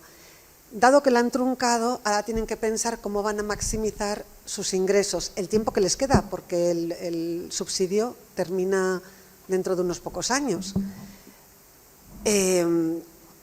Entonces, simplemente es una decisión de ellos, o sea, no hay un trilema real, sino que si tú destrozas un modelo económico y tú beneficias a una parte, digamos, de la audiencia de esa moneda, a costa de otras, simplemente estás introduciendo ineficiencias en un sistema que fue creado para ser eficiente o que fue creado para ser sostenible, ¿no? Entonces, ¿qué problema tiene Bitcoin Core? Que no puede crecer, pero no puede crecer porque ellos mismos han capado su capacidad de crecimiento. Pues tendrán que vender lo más que puedan, yo qué sé, cada transacción, pero van a tener que mover diamantes para que merezca la pena pagar por eso, ¿no? Y luego, ¿me entiendes? Entonces, es casi un dilema, bueno, es un dilema ficticio, porque la seguridad y la escalabilidad te la da el protocolo. Entonces, no hay que sacrificar. Pero es un debate súper interesante, sobre todo porque el mundo de blockchain viene de eso de el poder es mío, nadie tiene el poder, descentralizado, etcétera.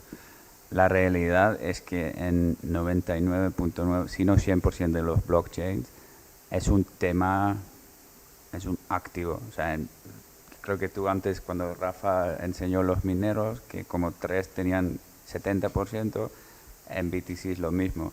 En redes de Proof of Stake es peor, porque aquí por lo menos cada uno tiene un boleto de lotería y todos nosotros tenemos chance de ganar.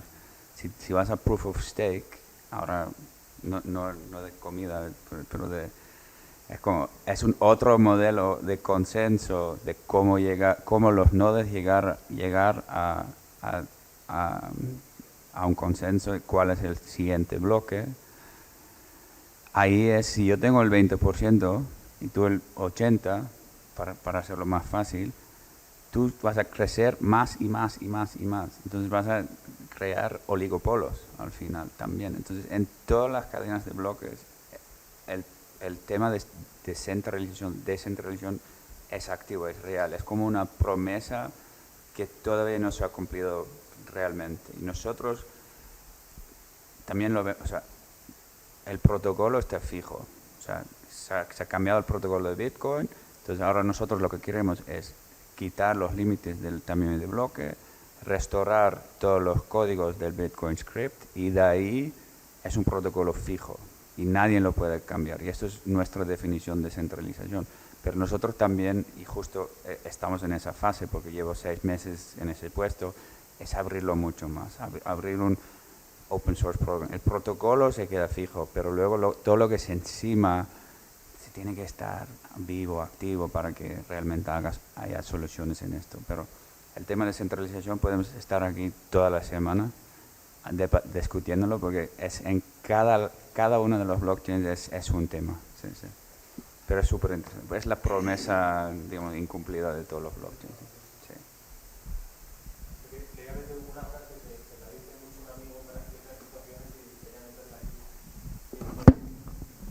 dice, el coche no se te para donde se ha roto.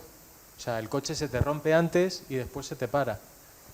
Entonces, para mí esta es una de esas situaciones en las que, claro, el trilema viene cuando ya se te ha roto el coche, pero no se ha roto ahí, el coche se rompió mucho antes. Y en nuestra interpretación el coche se rompe en el momento que tocas ciertas cosas del protocolo.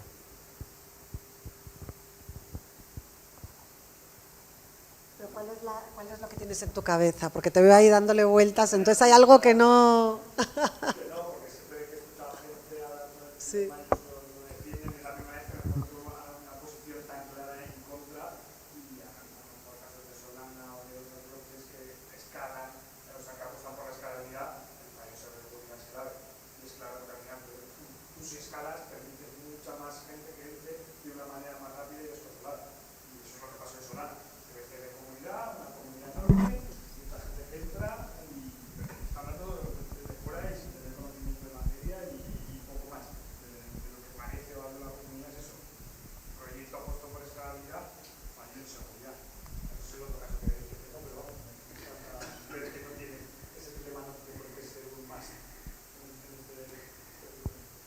Hay un tema súper interesante que también es ¿qué es un nodo al final? ¿Cuál es la definición de un nodo? Porque hay blockchains que adoptan por todo el mundo tiene que poder dejar correr un nodo para poder verificar lo que está pasando. Pero eso al final no da ningún valor al blockchain mismo. O sea, los nodos, si vas al white paper, validar transacciones, broadcasting de transacciones, validar bloques, hay 7 pasos que tienen que hacer en el protocolo All right. el protocolo de Bitcoin. Eso es lo que tiene que hacer un nodo. Así que un Raspberry Pi en la red está dando problemas a la red, porque eso es otro nodo donde todos los nodos tienen que mandar sus transacciones, pero luego no recibe. Es como un parásita en la red. Entonces, si quieres realmente tener esa escalabilidad, los nodos entre ellos tienen que decir, oye, tú me estás pasando transacciones, vale, yo te paso los míos. Así tienes una red honesta, digamos.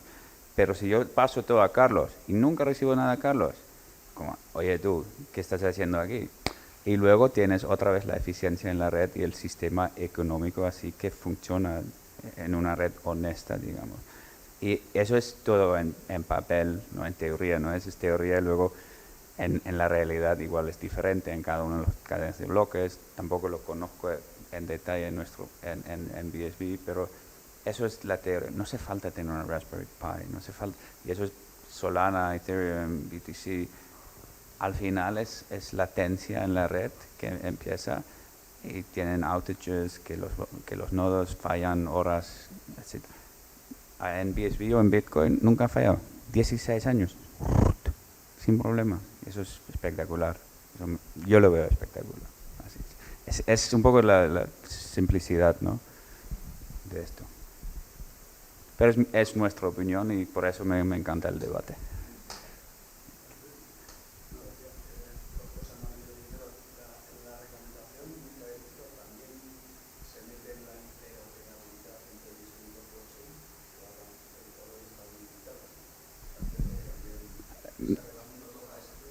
Mica no.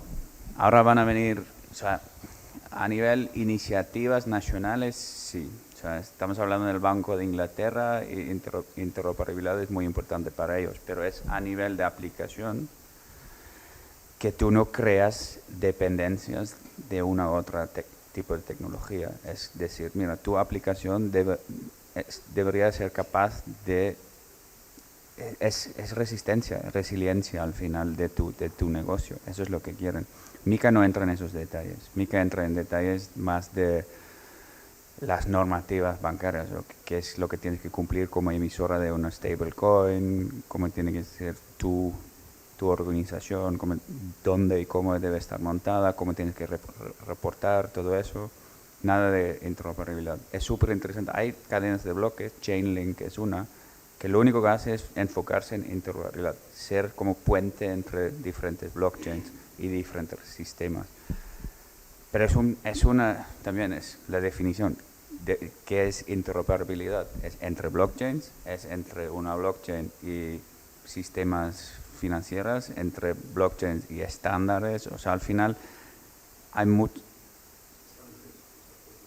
Sí, o sea, al final hay blockchains que se adaptan a ISO 222, pero es a nivel de aplicación. O sea, que nosotros también nos ha llegado porque BSB no está certificado en ISO 222, que es el estándar financiero, digamos.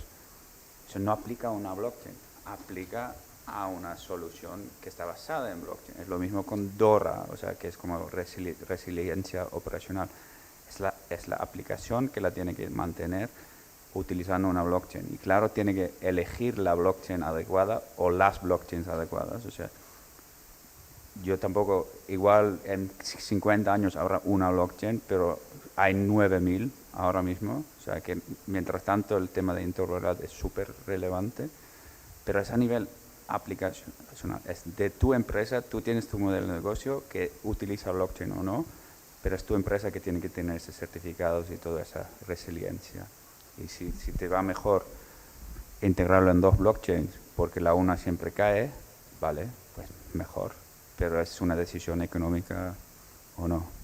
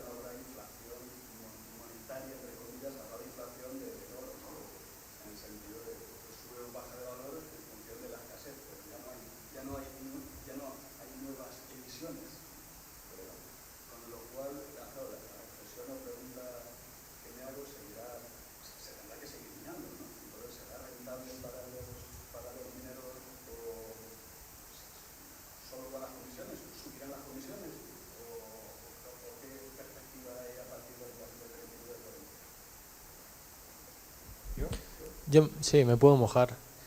Un poco el tema que quería plantear, nadie tiene una bola de cristal, pero desde luego el modelo que tiene más flexibilidad es el que puede ganar más dinero incluyendo más transacciones. O sea, te aporto más valor, tiene sentido de que yo pueda ganar más dinero. Luego, el tema de la cotización de mercado, si vale más, si vale menos, es un poco ya muy difícil de controlar, pero de nuevo tiene mucho sentido. O sea, yo te estoy aportando más valor, estoy procesando muchas transacciones, es algo que puedo controlar y por lo tanto debo de ganar más dinero. Y este modelo tiene esa palanca. El modelo que se limita a 7 transacciones por segundo no lo tiene. Entonces, de nuevo, no hay bola de cristal, pero desde luego yo creo que analíticamente podemos intuir que hay uno que tiene mucha mejor pinta de cara al futuro que el otro. Sí, sí. Se te pasa volando aquí 10 años, pim pim Y puede ser que las otras 2 palancas sí que se afectan, ¿no? Que la comisión de una transacción sube, que el valor que el mercado da al token sube, porque si realmente estamos hablando de 100.000 transacciones por segundo o lo que sea, pues ya es un asset bastante importante dentro del mundo económico. Entonces igual la gente le van a dar otro valor, pero no es nuestro enfoque, pero para los mineros podría ser interesante que se suba esa conversión y luego que suban los fees de las transacciones, claramente, sí. O sea, porque los 21 millones no se van a cambiar. Eso. Si algún minero quiere cambiar protocolo y subirlo a 42 millones, pues que haga su propia blockchain y sería una bifurcación otra vez, ya está.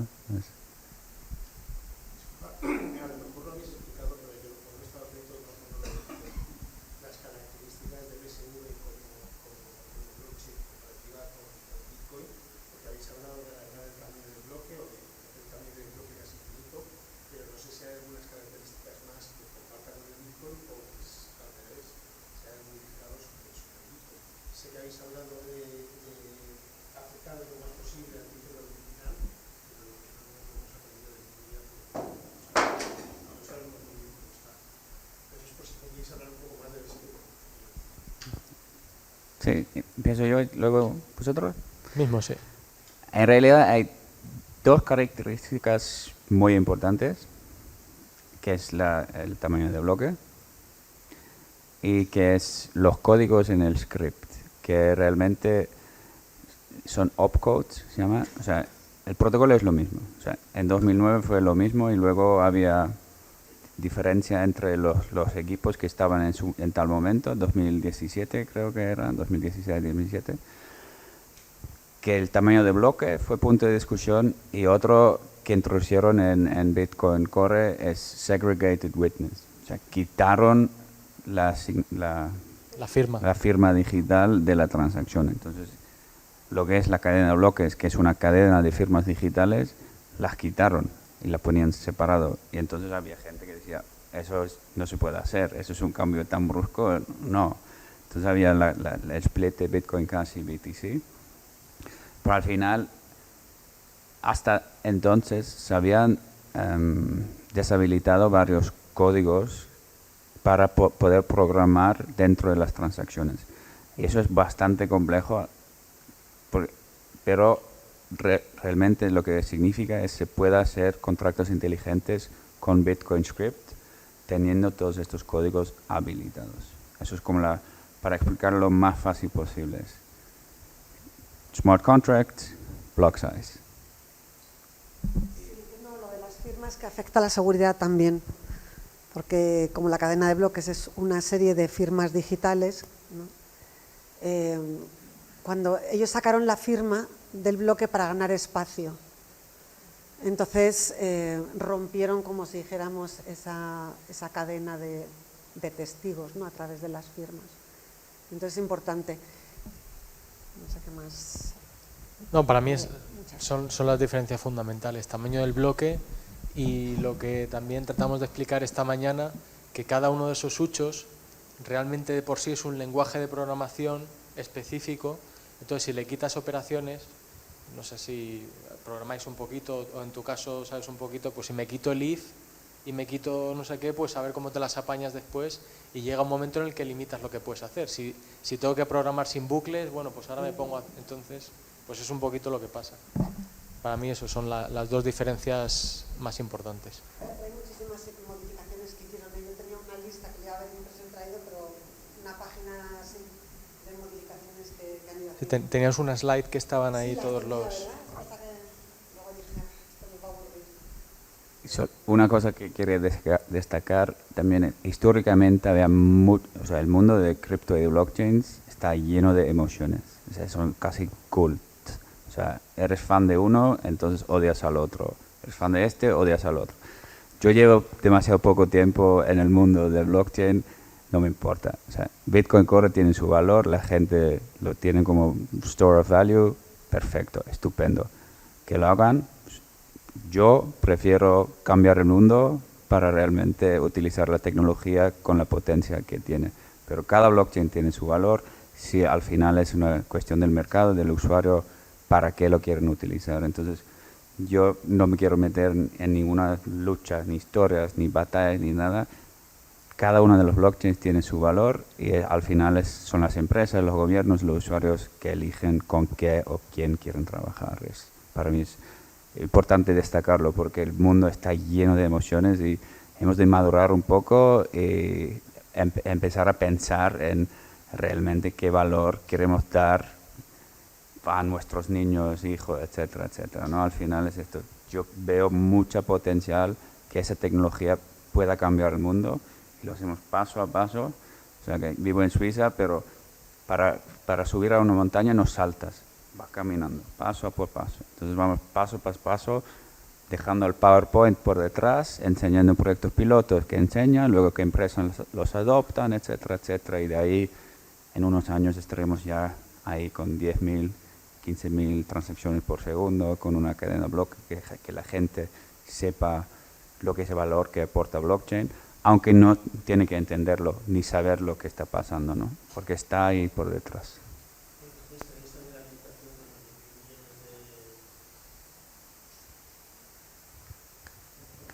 Otro que este es un poquito irónico, casi una diferencia, ¿no? Pero el white paper, el título, a peer-to-peer electronic cash system, un sistema de efectivo electrónico entre pares. Si ahora piensas lo que es BTC, primero se define como oro digital. Si eres cash, no puedes ser las dos. O sea, si me lo quiero quedar porque va a valer, no lo quiero gastar.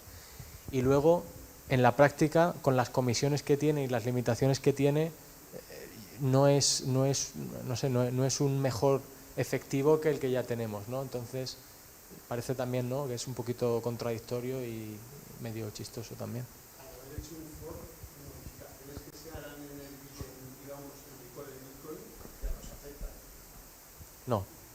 O sea, las que se hicieron antes del fork, que realmente lo que ha intentado hacer BSV ha sido como restaurar el protocolo, que no significa que sea el mismo código, es solo el protocolo y las reglas.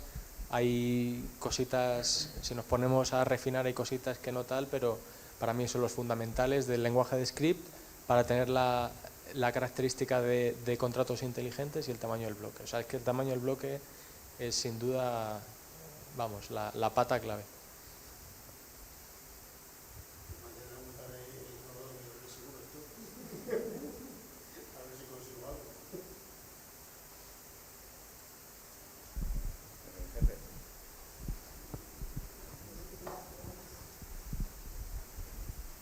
Pues muchas gracias a todos por pasar el día de hoy juntos y...